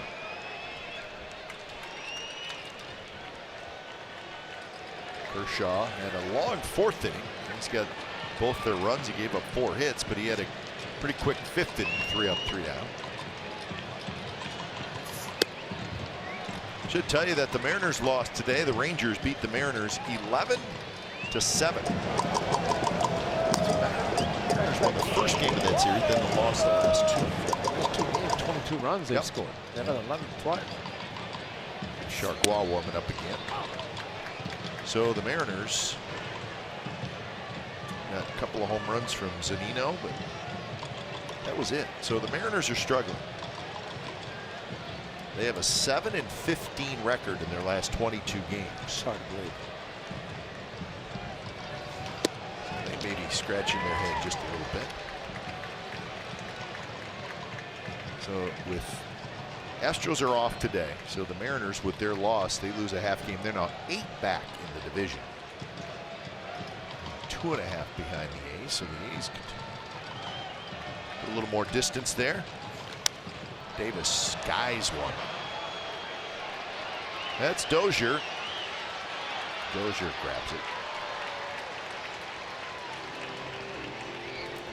So what's coming up for the A's? Well, they'll head to Anaheim this weekend. The Angels 6-4 versus the A's this year. Mike Trout's been a little banged up, although they think he may be back in the lineup this weekend. And we mentioned the Mariners and their struggles. The A's have done pretty well against the Mariners this year. The Astros and the Rangers. Gonzalez had some big hits across the bay earlier this week. But you know what jumped out at me about the Mariners, Ray, is what they have coming up.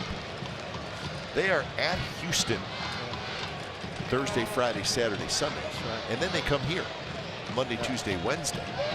So that's a huge 7-game stretch. Machado slings it across, and that's out number 2. So that's the wild card standings. You see the Mariners the 2.5 games back, but after the Mariners are at Houston and at the A's, they go home to play the Dodgers and the Astros. After that, they go to Arizona. That's a tough stretch. Yeah. You just have to wonder too, the 15 losses, that 7-15, you talk about how many of those have been 1-run losses versus at the time when they seem to be winning every 1-run game. So, you know, if how much you rely on the schedule and your opponents, but that's some good teams that the Mariners are going to have to play. So they're going to have to start playing better baseball soon, wouldn't you say, Dallas? Well, that's the hope. That's the request of the Seattle Mariners, no doubt. And when you think about coming into town and you've got the Astros, the Oakland A's, the way they have played, it's a tough row to hoe for the Seattle Mariners, especially experiencing the struggles they have with the rotation. Yeah, and that's what's always tough when you have a great 3 months of baseball where they're playing great, right? And then all of a sudden you hit this skid and you see the standings kind of slipping away from you a little bit anyways. Listen, they're still right behind the A's, but the thing, it also gets a little frustrating. It's frustrating, but from the Mariners standpoint, you still have August and September. Absolutely. If they were doing this in October, if they got the postseason, as we said, that's doomsday. Stay fair. That one is hooked. Foul, but not by much. Because it's got no chance. Might have knocked down the foul pole. But you know, I think one of the biggest things for the front of the foul pole for the Mariners, they're going to have Robinson Cano coming back Tuesday. Is it Tuesday? Is that the official Tuesday, day? 14th. So how do they accept him, and where does he play, considering he's not eligible for postseason should they make it? 3-2 pitch. Breaking ball is towering foul ball. But as we always say, you just said it best, there's still a whole bunch of games left. In fact, the A's after tonight have 47 games left.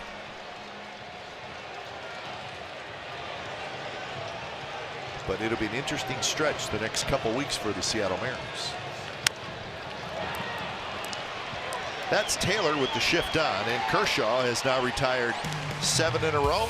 We are moving to the 7th.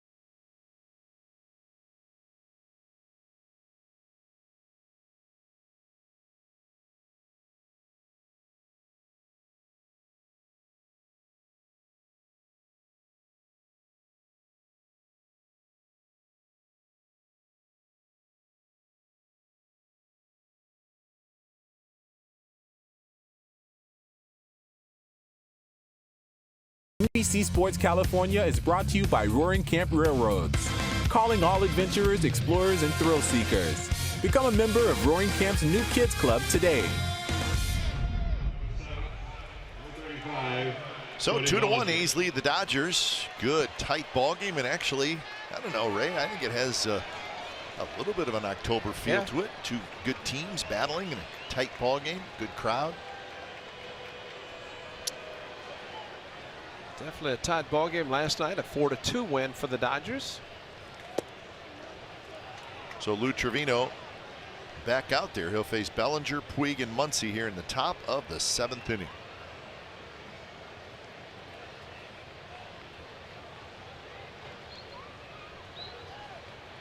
Bellinger a strikeout and a single. Takes inside. Yankees won again. They beat the White Sox 7-3. Giancarlo Stanton at a grand slam. He's got 27 home runs this year. And the Red Sox won again. They beat the Blue Jays 10-5. Red Sox have won 10 out of their last 11. They are 81-34. Base hit left field. Bellinger goes the other way. Chapman playing in a little bit, and he dove for it, could not quite get it.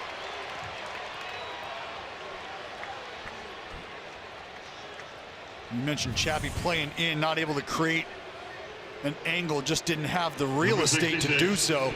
You see Bellinger stays on this pitch nicely. Shoots it to the left side. Chappie, he's not 10 feet tall. It takes somebody throwing as hard as Lou Trevino does, and as big a swing as Bellinger has. So he's got a ball that hit the right side outfield grass, and now this one the opposite field against the shift. Well, this will be a fun matchup. Trevino against Puig. Yeah, good pitch right at the knees for a strike.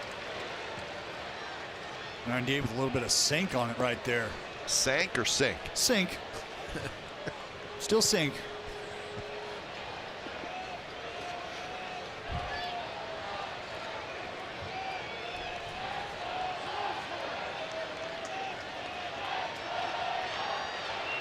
Puig has lined to short and hit a long fly ball to right center field.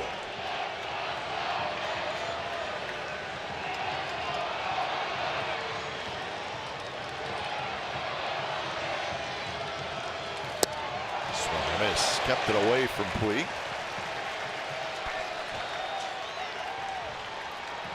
Just challenged him and got the first pitch strike, and at 96 in the lower part of the strike zone. Not much movement except just thrown hard.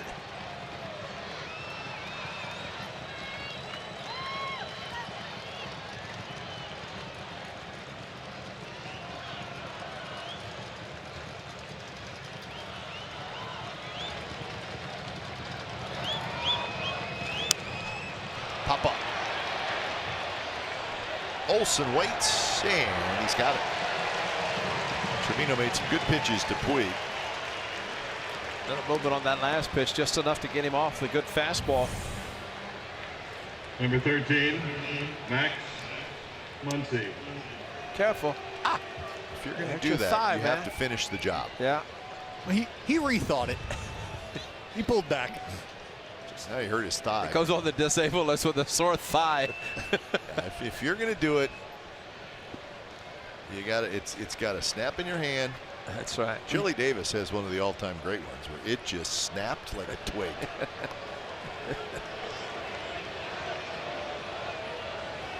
Muncy takes low. That's Muncy with a line single in the 5th.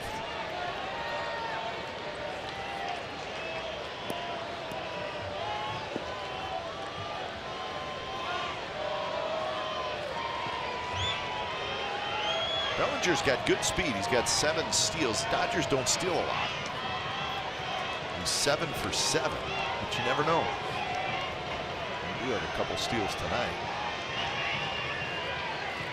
And the one thing in their favor, they got the lefty up in Muncy. But you got some horsepower on the mound, rushing it up there pretty quickly. Kept that one away from Muncy. That's a good pitch by Trevino. He was working down, and you can see the 2-seam grip. This thing starts to run just slightly away from the barrel of Muncy. It looked like he was going for 25 with that swing. Absolutely. And there was not anything other than opening up. And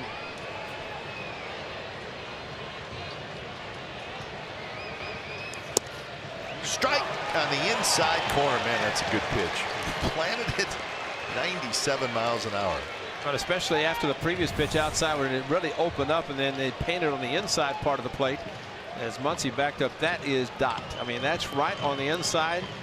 I mean, when see, he's not happy with the call, but it's a strike. It's a strike, exactly.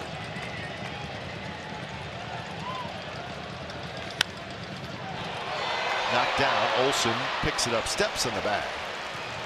So a hard hit ball, but Olson stayed with it. I think Olson right there was trying to think about catch, tag the bag, throw to second, and get a double play that way. And kind of watch the move as he starts to turn towards us, and he's trying to catch it. And you know, if he comes up with it cleanly, he probably turns two by stepping on the bag and then throwing to second for a force, or at least a tag of Bellinger. No force out, but it does put the tying run in second. You know, going back to Taylor's ground ball in the 5th inning, 1st and 2nd, actually 2nd and 3rd at the time. He made it look easy, actually, 1st and 2nd. I'm sorry, because there's a force out, but he went to his right to make the play and then ran to third base. Yeah, and that was not an easy play. Yeah, it's a 3rd out, and he went to the dugout, but I mean, he had to go to his right, make the play, and then go to the bag. Yeah, the Dodgers, they've had the tying run at second base in the 5th inning. They had it in the 6th inning, and they got it here again in the 7th inning. Second time for Taylor to come up with those situations.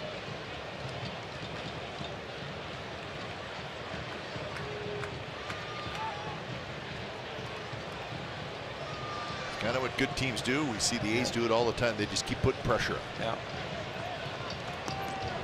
Luis Familia starts to throw.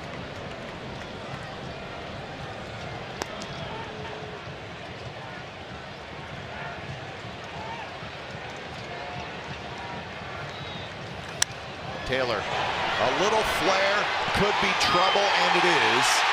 And this ball game's tied at 2. So Taylor drops it into left center field, picks up the RBI hit, and it comes with 2 outs. He fights it off just enough. See Taylor doing his best off the cap. Tough read, a full swing. Canna in charging. Nobody had a play out there in the outfield. Chris Taylor living right, drops it into no man's land, and the Dodgers got a tie ball game.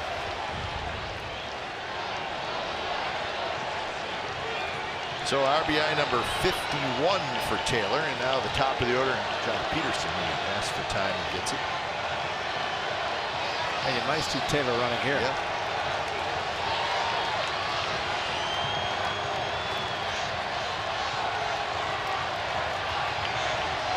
Got a big lead.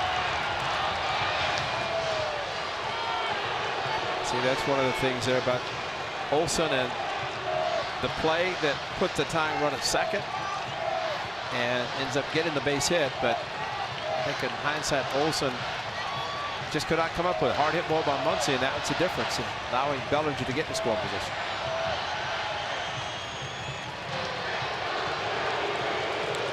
Bellinger is leaning right now, and he's out probably somewhere between 11 and 12 feet.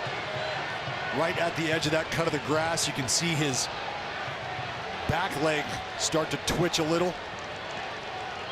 I'd be surprised if Taylor doesn't win. I mean, just well, the he looks like just the way he's getting off. And well, you know how the hitter looks hitterish? Yeah. Does a runner look runnerish? Looking a little runnerish. Looking a little runnerish right now. You know, guys that are pants up too, you know they like to run. Oh yeah, absolutely. He was very runnerish. Yeah, every time he got on. He was, I'm going to make you feel bad-ish. Maybe steal 2 bags. Now he charges. flips to first, and that will do it. But the Dodgers tied with a run here in the top of the seventh. Seventh inning stretch time coming up. 2-2 ball game.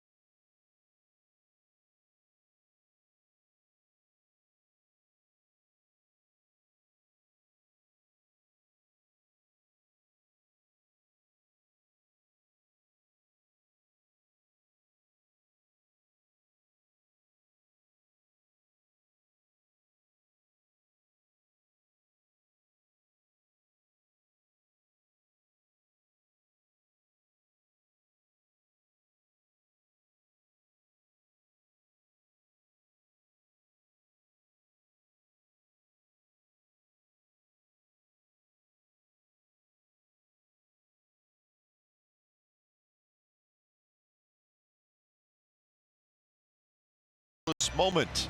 August 29th of 2003, as a member of the Los Angeles Dodgers, Rickey Henderson steals base number 1,406, the last of his career. It is with the Dodgers. It's the grand finale. So Rickey in a Dodger uniform just doesn't look quite right. Yeah, because that's why he wore 25.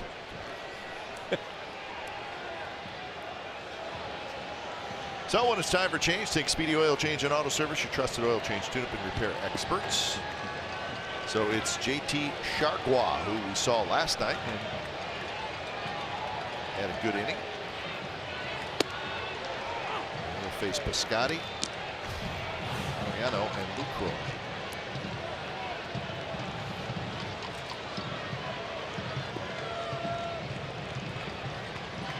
Two and two with a 3.29 ERA for Chargois. He pitched the 8th inning last night. He faced Chapman, Lowry, and Davis and went through them 3 up, 3 down.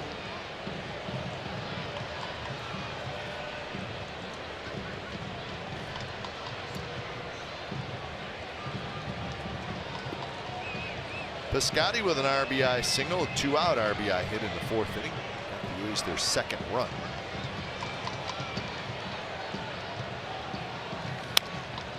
Bounced foul. Time now for the Chrysler drive the game for the Athletics in the 4th inning. They got back-to-back hits. This was a base hit by Stephen Piscotty that would drive in Chris Davis. And then Ramon Laureano with a blue base hit to right field that would give the A's their 2nd run and a 2-0 lead at the time.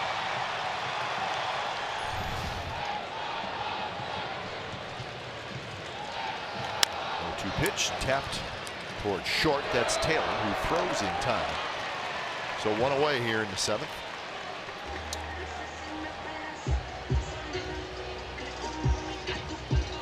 Consecutive A's hitters have been retired. In fact, that hit, that was the last hit for the Laureano.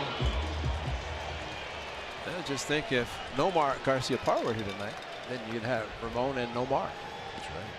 Nomar, Ramon backwards, but Nomar Garciaparra is with the Dodgers on the television crew, mostly home games and stuff in the studio. Of course, Dodger radio. I saw you talking to Rick Monday, former Oakland A. Talked to Monty Moore today, and Monty talking about Rick Monday, was the #1 draft choice in 1965.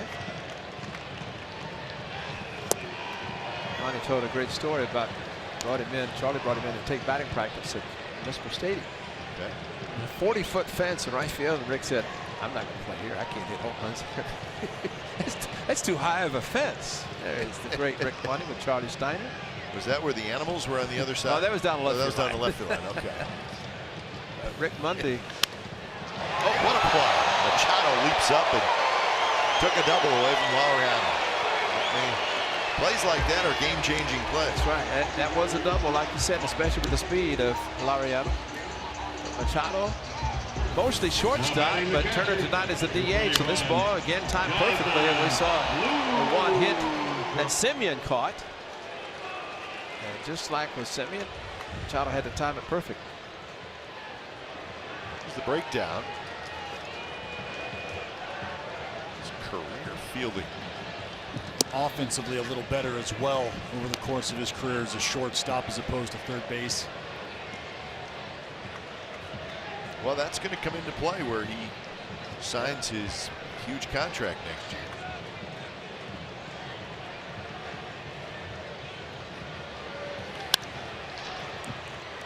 Right to Taylor. So Chargois, for the second night in a row, has a very good inning, and we are through 7. This game is tied at 2.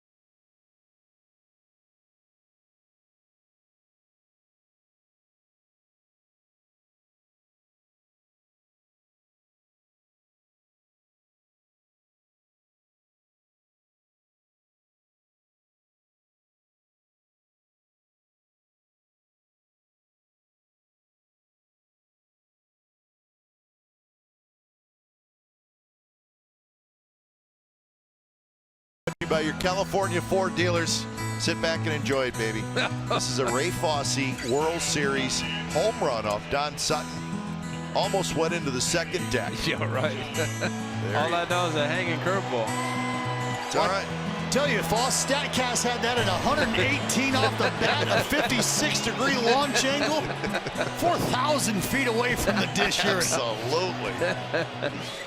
One of the longest home runs in World Series history, but that was Game 5, right? That was it. Yeah. That was the clincher. Yeah. Game 5, and one of the most memorable was Joe Rudy and Mike Marshall was pitching the smoke bomb in left field. There's a lot of things happened in Game 5, including the Billy Buckner trying to stretch a double into a triple and thrown out. Yeah, but see, we don't announce with any of those guys. So that was a good moment.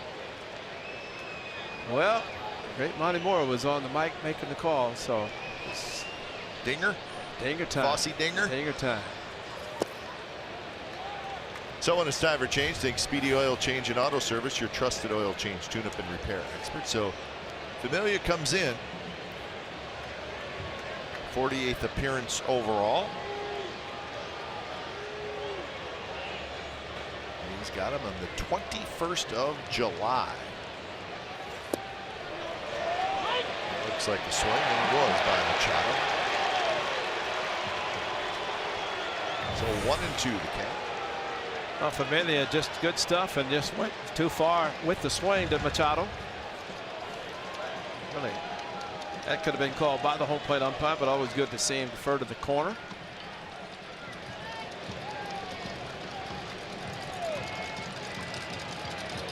Turner to follow, and then Grandal. You know, with the Dodgers tying this game and the fact that Kershaw started, what does that say, the 3 times have been walk-offs? So are we setting up for another one? I hope so. That would be great.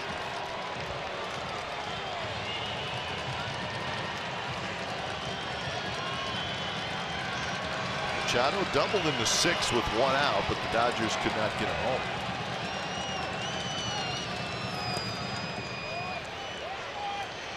So Trevino goes an inning and 2/3, 2 hits, a run with a walk. After Fiers went 5 1/3 in his A's debut. And that is Lou Trevino's 18th outing of 4 outs or more. Took the ball off the end of the bat for the blown save, but other than that, typical Lou, pitching well. Way outside.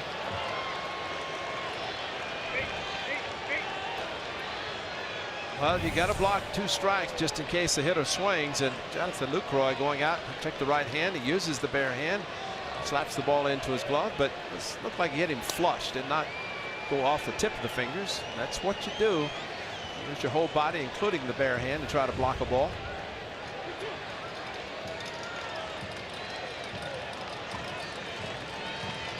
Fastball, see if you can get him to go after.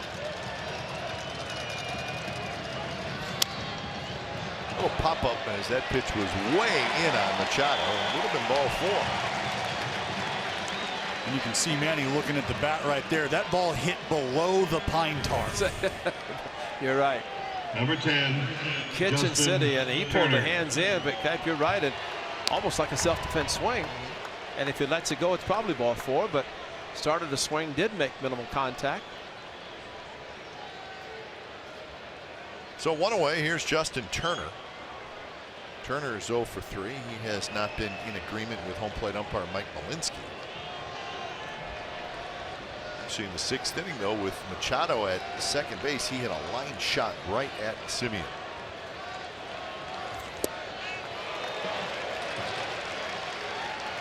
Right there's a good time to throw first pitch wrinkle something, because hitter's going to be up there looking fastball. And Turner swung like he was looking for the fastball. Instead, it was a little bit of a slider cutter, just enough to slow his bat, speed up his bat, but to slow down the pitch. Dallas, would you say hitters, maybe they guess fastball first pitch like Turner did if it's a 2-2 game late, where if you run into one, could be the difference in the game? Tell you, Kipe, I don't know many guys that are going up there looking for anybody's out pitch. That's why I just look fastball all the time. But the first pitch, really, I agree with you, Kipe, because he's looking to ambush. And that's what's the word I was looking for. Guys will do that.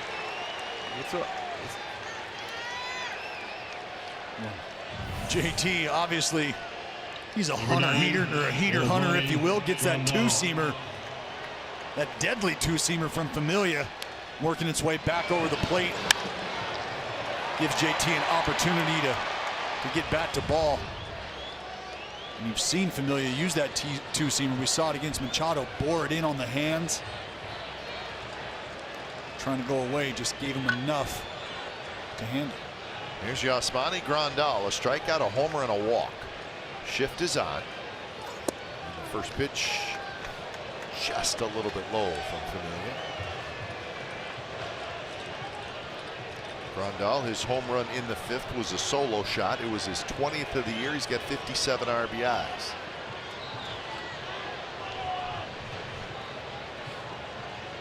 Outfield deep.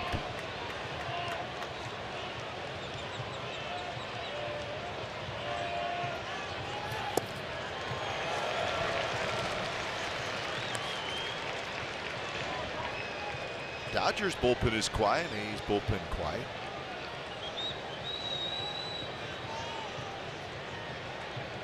Could be that Chargois maybe goes back out there again.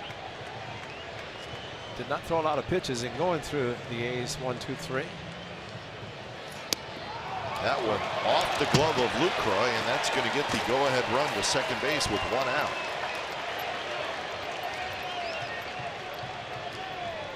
So that one just popped off the glove of Lucroy. It looked like the ball just moved. Maybe unexpectedly it moved right there. Tried to close the glove, nothing was there to close it on. It looked like that might have been a 4-seamer as well. Yeah, you're right. I mean, it's didn't have that run coming back that 2-seamer has that we've seen. Just stayed true.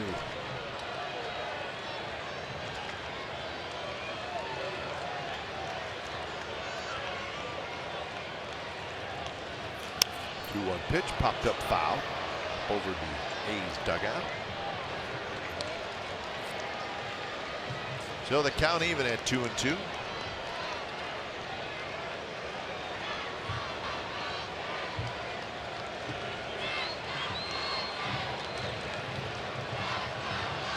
Will head to Colorado after the game. They got a 4-game series coming up at Coors Field starting tomorrow night. These, of course, will have an off day in Anaheim.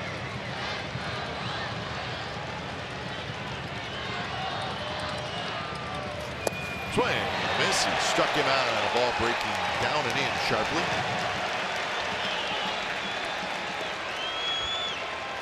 It's a huge strikeout. Big time. They go back foot bonanza here with that slider. Yasmani swinging just over the top. And see that nice tight rotation, good finish, and a great job by Luke to swing out and kick out. See there, didn't have to block it, but you never know. Tell you what, it's not that easy to be back there and have a pitcher throw with a lot of movement. And you know, there's a reason that so many baseballs are thrown out when they hit the dirt, because if you call for pitch and it moves unexpectedly, things can happen. Bad things can happen if you're a catcher. First pitch to Dozier, strike in the inside corner. Like to see that. I like the idea of crowding Dozier, especially man in scoring position. He's a guy who will cut his swing down, sort of soft serve out to right if he's got the opportunity.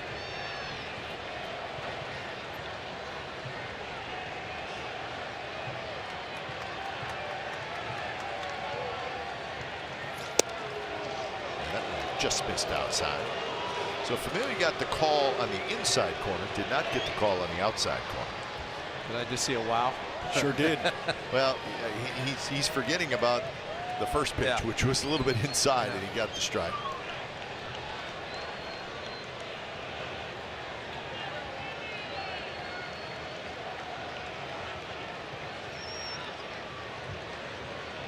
Dozier has lined out, hit a fly ball to right, and grounded to second.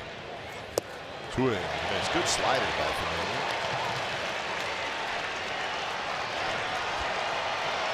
He went back outside. He's gone inside once, but then back-to-back pitches outside, and that was off the plate. But a swing and a miss nonetheless.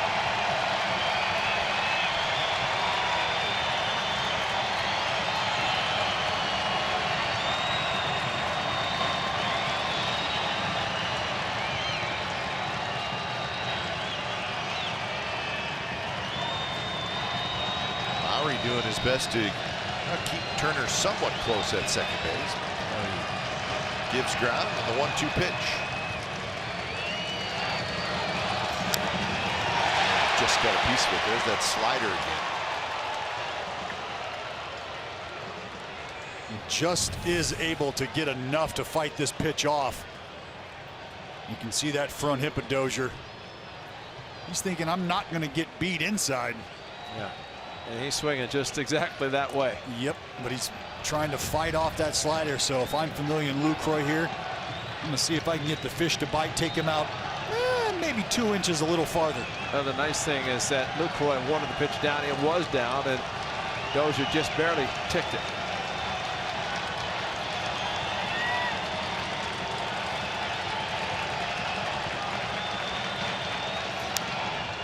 Off his foot.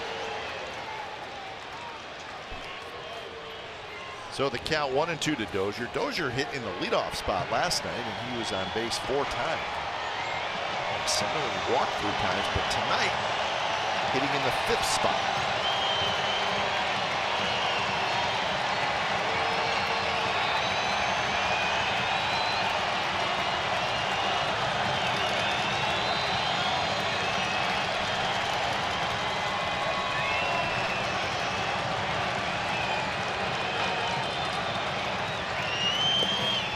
Just outside, nice play by Lucroy. And this is not an easy job for Jonathan Lucroy. Granted, he missed a ball to have the runner get in a scoring position, but then the important thing is for Amelia to keep the ball down. Lucroy doing a good job of blocking them, and you're not going to have too many mistakes with pitches down like that.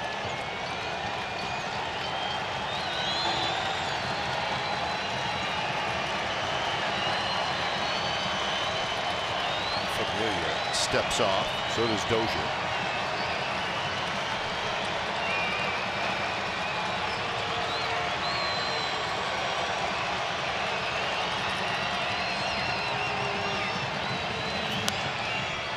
Runner was going and the ball's popped up foul.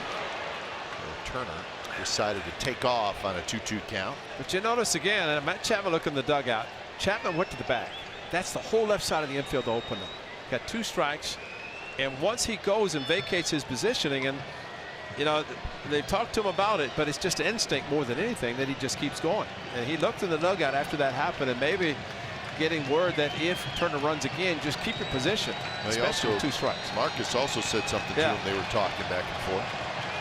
Because you vacate, it's a whole left side of the infield that opens up, and again we've seen hitters attempt to pull the ball into that open space. 2-2 pitch, got him with a slider. So Familia stayed with that slider, and he finally got Dozier, and the go-ahead run is stranded at second base. Bottom of the 8th coming up. 2-2 ball game.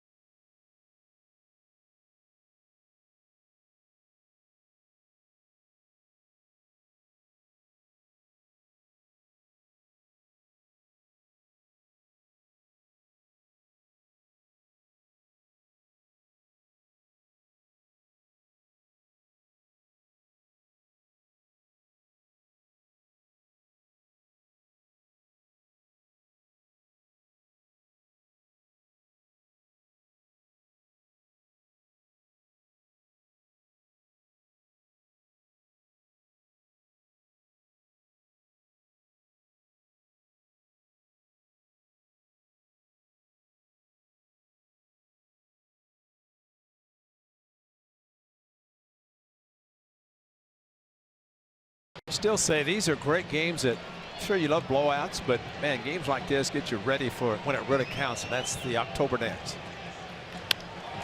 And there's a base hit left center field on the first pitch of the bottom of the 8th inning. Marcus Semien gets himself aboard of JT Chargois.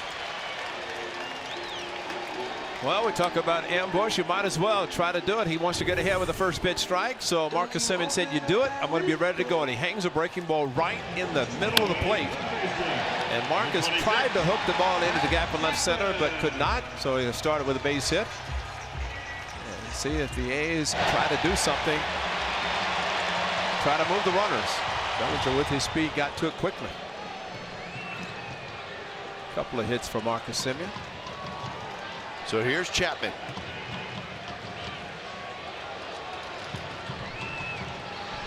First pitch to Chapman. He's in the dirt. And the Dodgers, they look up and see that the Diamondbacks won today. They beat the Phillies 6-0 in Arizona. So right now, the Dodgers and the Diamondbacks are tied for the top spot in the National League West. There you go. Rockies lost. So that's a pretty good race. Dodgers, Diamondbacks, Rockies, all three of those teams made the postseason last year. The Dodgers will leave here and head to Colorado. That should be a good series.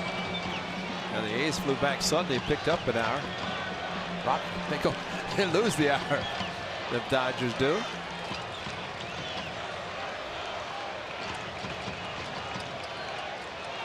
Yeah, but the hour that we got back, we lost driving to the Denver airport. That's a great point.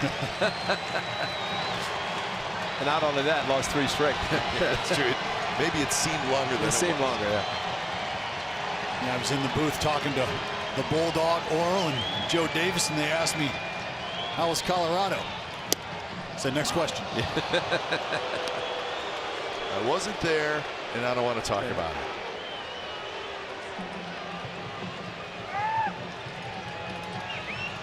Three and one to Chapman with Lowry to follow, and then Chris Davis.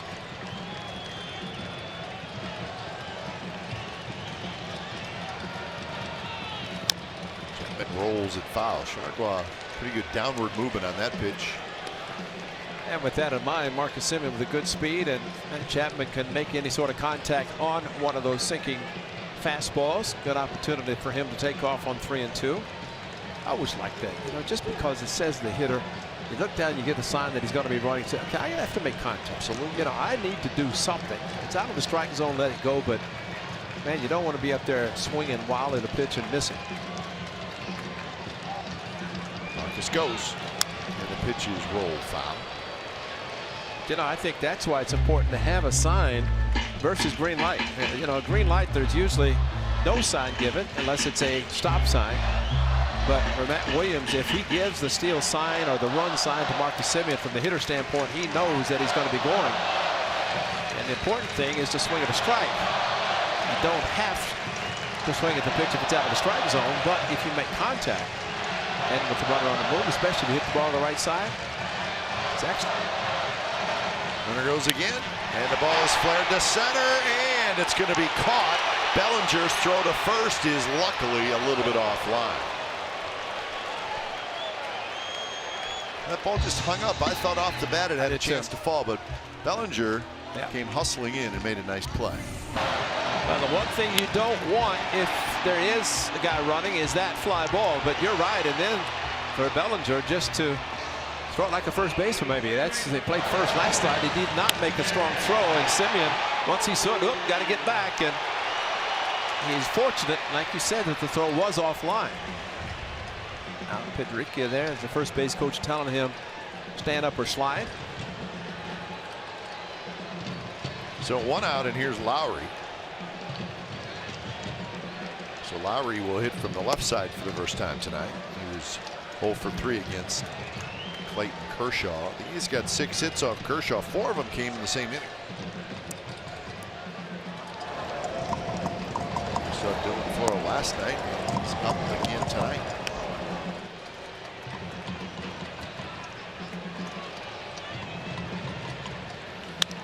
Lowry, base hit, right field. Marcus Semien round second. He's going to run on Puig's arm, and he's going to make it. The A's at first and third, and 1 out in the bottom of the 8th.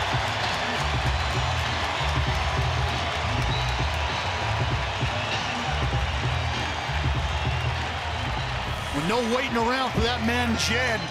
Gets something he likes early. Drops the head on 94. Puig shaded to the left center alley.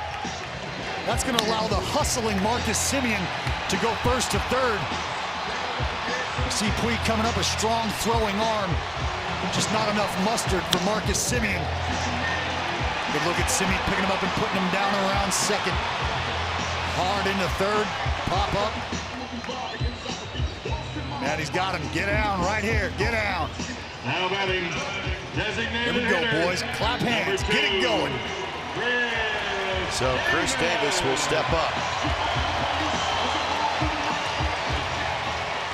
This is what Lowry and Davis, these 3-4 hitters, have done in the late innings. 7th inning on. Look at the slugging percentage. Holy smokes. Well, the biggest thing for Chris Davis, the ribbies, the 88 and the home runs, that means he is driving. We've talked about his production, with the exception of the home runs were outstanding. But in these cases right here, well, this is this execution that we've talked about. that's right. Chris Davis, excuse me. Yeah, no, but take the base hit. Yep. You take execution, just like you said. I mean, if a home run, it's going to be a mistake. But the important thing, looking for a fly ball. The Dodgers looking for a ground ball. Just got a piece of that one. Davis has 6 sacrifice flies this year. That's the most on the team, and got to put it in play.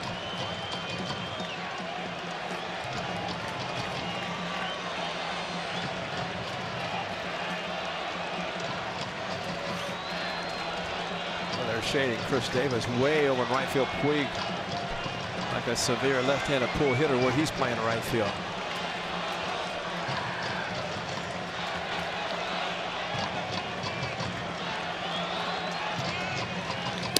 Swing and a miss. Went upstairs just a little bit, but I think it was still a strike. 1-2. The thing about Chris Davis, he'll take the big swings and he'll do it all the time. And there's your pitch that he just could not make contact, did not. And had he, it might have been a 3-run home run. But I don't think Chris Davis is a hitter that really shortens up to 2 strikes. You know, when he does go opposite field or takes the base hit, like trying and hoping to come in to try to save the game, it will come in the 9th regardless.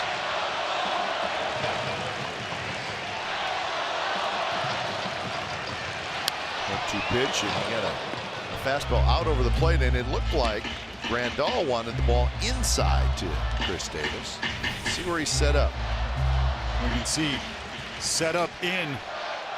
This thing creeps out. You can see KD. Oh.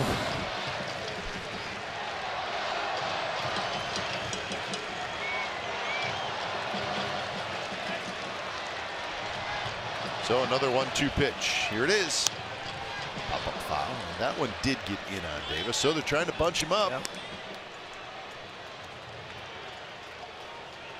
We're trying to crowd him, They've got a couple swings on the fastball. You might be thinking that's enough to have sped him up. Might be a time to see that slider from Chargois.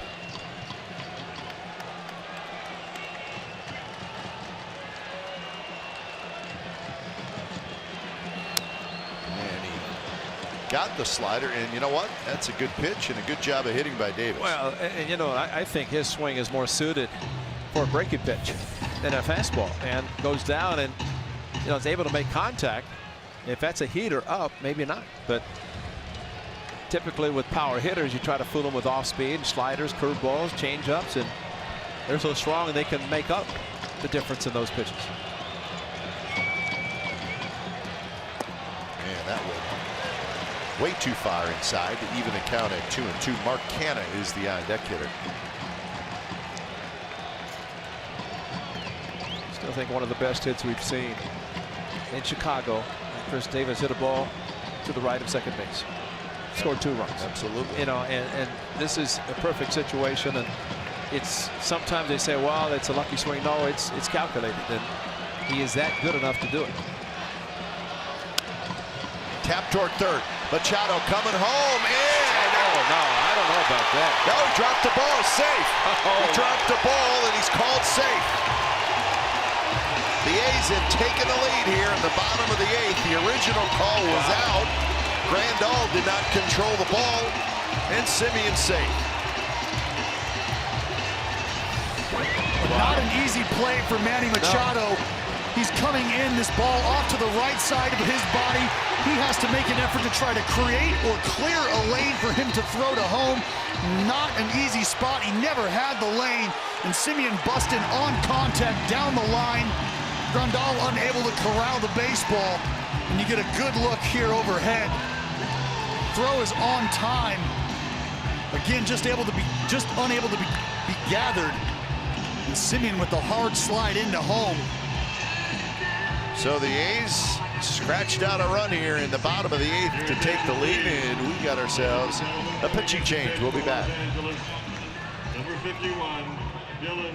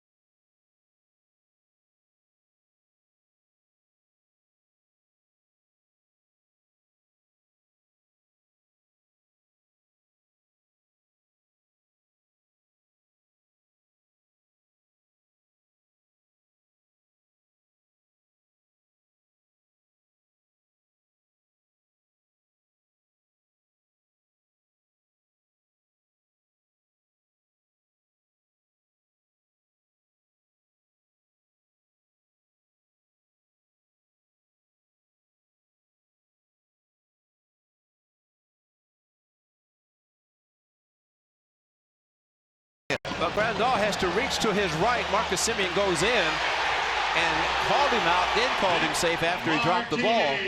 But Grandal gave him the lane. Marcus Simeon went to the plate, but really surprised that Mike Walensky called him out immediately without really making sure that he even caught the ball, which he didn't. He never had the ball. And then he saw that the ball had fallen out. We still have not got an official ruling on that play, but it's a run for the A's. That's all that matters.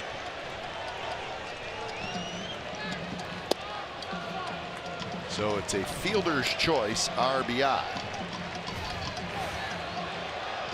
So the new pitcher is Dylan Floro. Floro, he pitched last night, but faced just one hitter. In fact,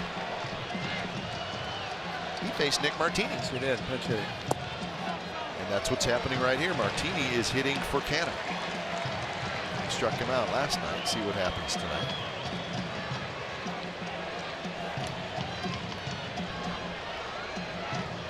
Trinan is loose and he is ready to go out in the A's bullpen.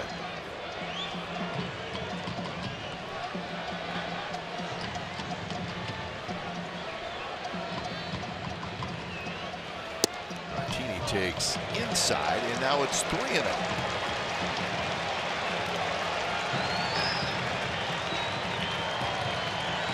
An RBI for Chris Davis, his 89th of the year.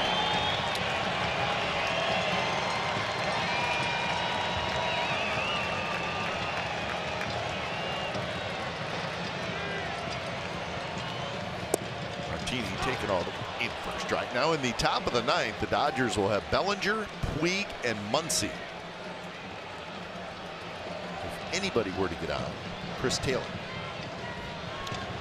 We've heard that scenario before, haven't we? Yeah. Had it a few times tonight. Everybody in that Dodger lineup has good power. That's why an extra run here would be nice. So 3-2.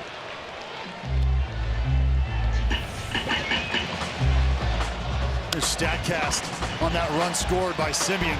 Third to home, 3.71 seconds. But it was really the aggressiveness from first to third and then the hard slide into home there that puts a bow on that play.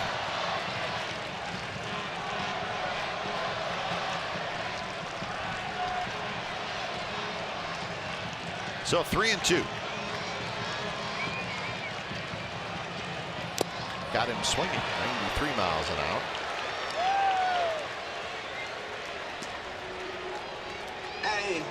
Well, from 3-0 to 3-2, we saw that with Clayton Kershaw a couple of times with Jen Lowry, and just challenged him. And a little movement going down with a 91-mile-an-hour fastball.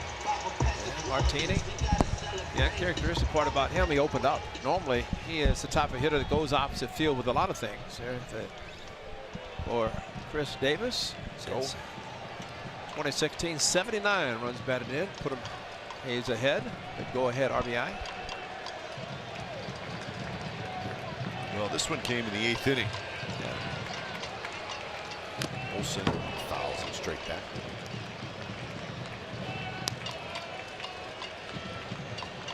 And Olsen 0 for 3 tonight.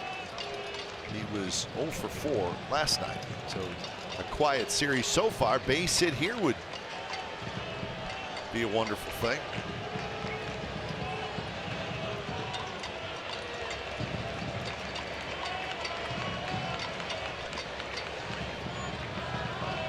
Kershaw started the game and went 6.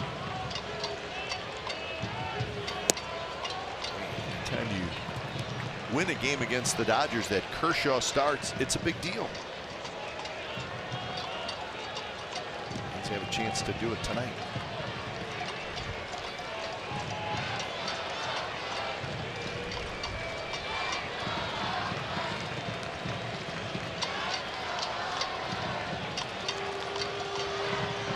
Steps out. Olsen never moves.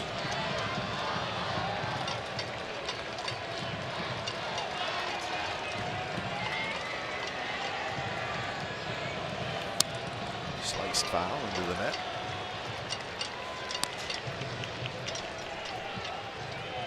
$32,062 is the crowd tonight.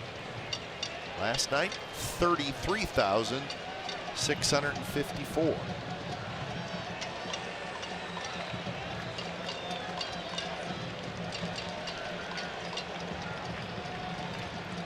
For the A's, a rare night game on getaway day.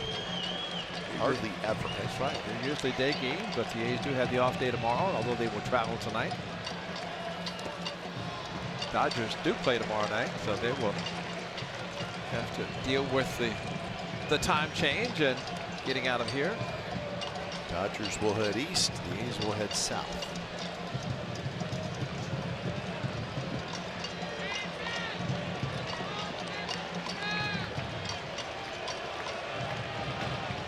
Two and two the count to Olsen.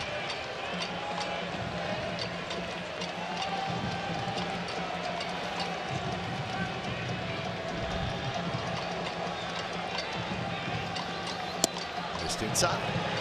So that'll get the runners moving. Well, we talked about Chris Davis hitting the ball to the right side. Well, same with Matt Olsen. A whole lot of left side of the infield open up, and seeing him shoot balls to the opposite field. You know, with these Dodger uniforms, bro, you can barely see them in the outfield. Hardly know where they're positioning. They're out there somewhere. Lowry and Davis go. The ball's bounced up the middle. Taylor steps on the bag. Side retired. A's gonna run. Fielder's choice RBI for Chris Davis. So 9th inning coming up. A's leading 3-2.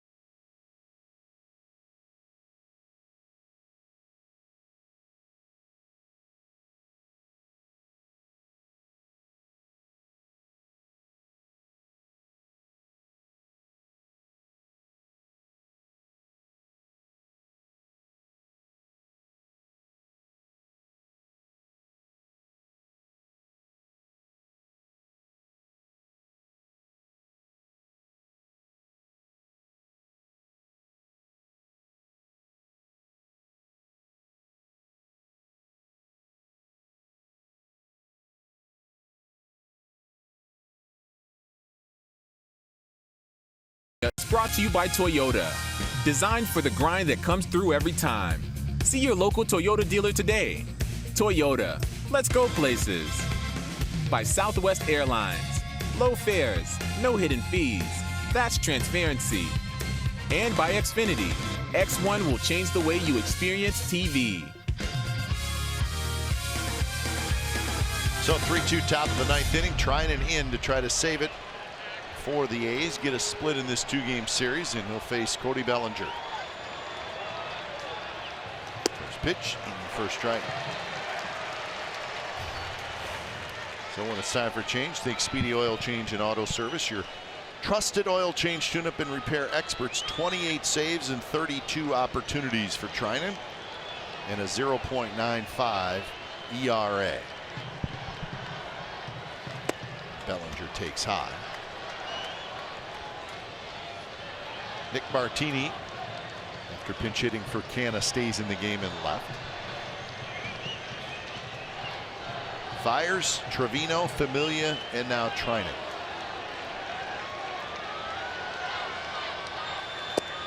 Outside corner, strike 2 called, 1-2. Puig to follow, and then Muncy.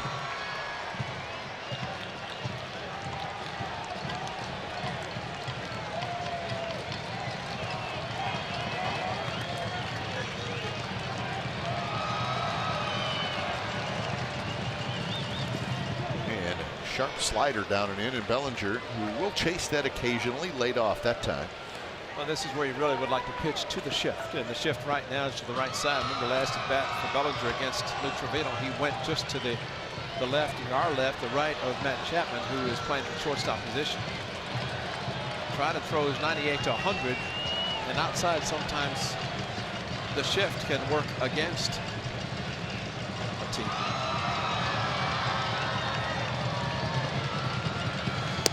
Pitch a little bit inside. Good take by Bellinger, and now it's a full count.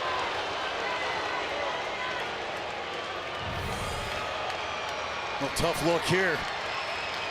Like trying to work that slider at 94 in on the hands of Bellinger.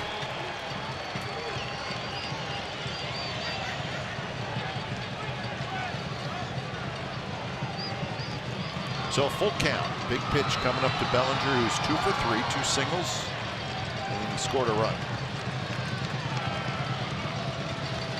And he got it. Slider down and in, and Bellinger chased it.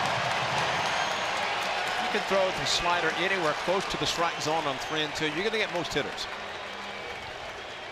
So that is out number 1. Check this out. 7th inning or later. Pitching wise for the A's in the American League, second best ERA, so that's all about the bullpen opponent's average. Second, whip, third, and then you get to the offense. Those ranks are in the major leagues. Second best batting average, first in slugging, first in home runs, first in runs scored. Again, that's from the 7th inning on, and we've seen it. Well, heck, we've seen it from day 1, right? They got a walk-off in extra innings on opening day. That's right. 3-run home run by Chris Davis, followed by solo Matt Olson, and Simeon with a walk-off after the triple by Boog Powell to left field.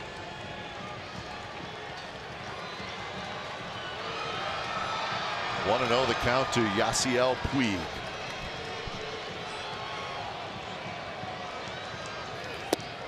Sinker. Puig takes it, so now it's 2-0.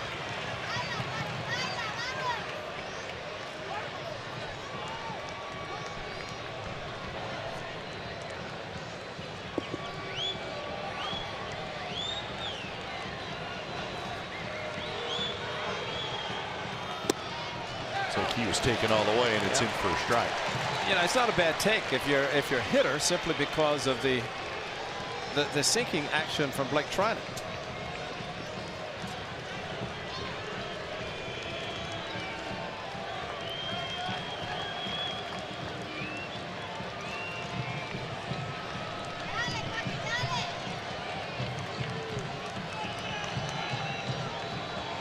So 2 balls, 1 strike to Puig. Off the plate at 97. Now it's 3-1.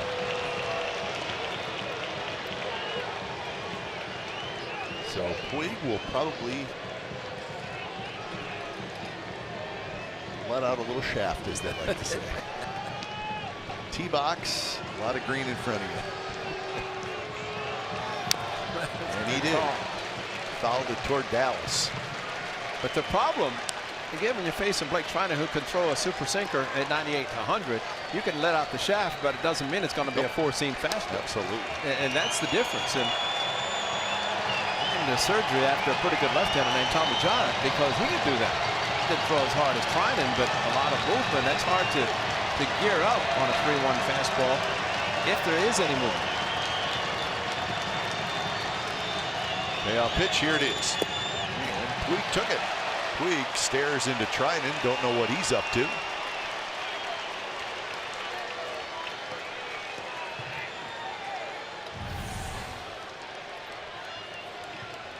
Now batting, number 13, Max Muncy. Well, maybe he just doesn't like Blake Trinan. And I don't think Blake Trinan ever backs down to anybody when it comes to. He was challenging him. He just threw the ball low. It's almost like Puig was looking at him like, you're afraid to pitch to me. Well, I don't think he wanted to walk him. So here's Muncy.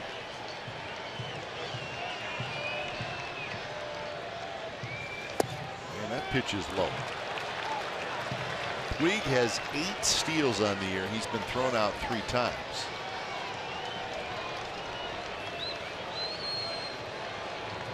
Well, the outfield is deep, and of course, playing no doubles, extremely deep. He's in the white uniforms. You can clearly see them, and they are very deep. Laureano is out there in their first drive. Simeon shifted towards second base. Chapman off the line about 5 or 6 steps. It's the career stolen base numbers for Puig. Not a great percent.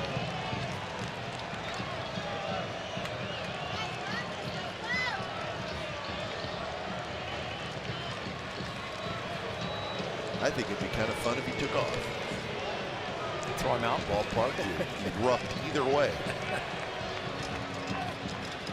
Let's get Muncy to 2. A little strike him out, throw him out. How about just a 4-6-3 to end the game? Take that too. That's right.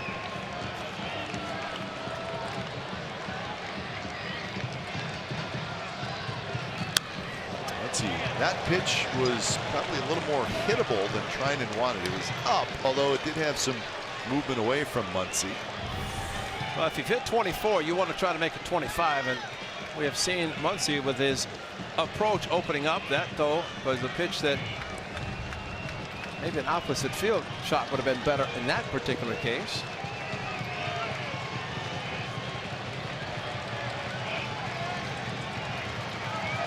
Slider. Puig runs, and it's rounded to Olson. Olson steps on the bag, so that's the second out. Puig, the tying run, is now at second base, so the drama will continue. And guess who it is again? I mean, this is exact the way it's played out. In innings 5, 7, and 9. Number 3, 70 came through, Taylor. but yeah, to your point, Puig's running to steal. Yep. And Olson gets it this time, and just no chance to turn it to double play because Puig was running. So Taylor against Trinan for the ball game.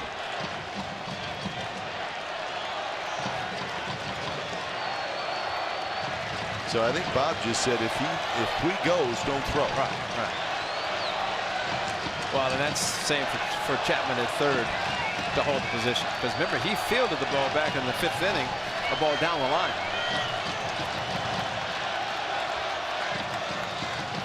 First pitch, foul back. Good swing by Chris Taylor. Now the infield, or the outfield, now playing several steps in, much different than what they were with Muncy at the plate.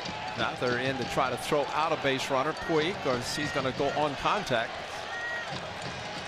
If the ball is hit. Yeah, Puig is very fast, but a hard hit ball. You want to have some type of shot at throwing him out. Puig runs, little pop up, Lowry back, got it, ball game.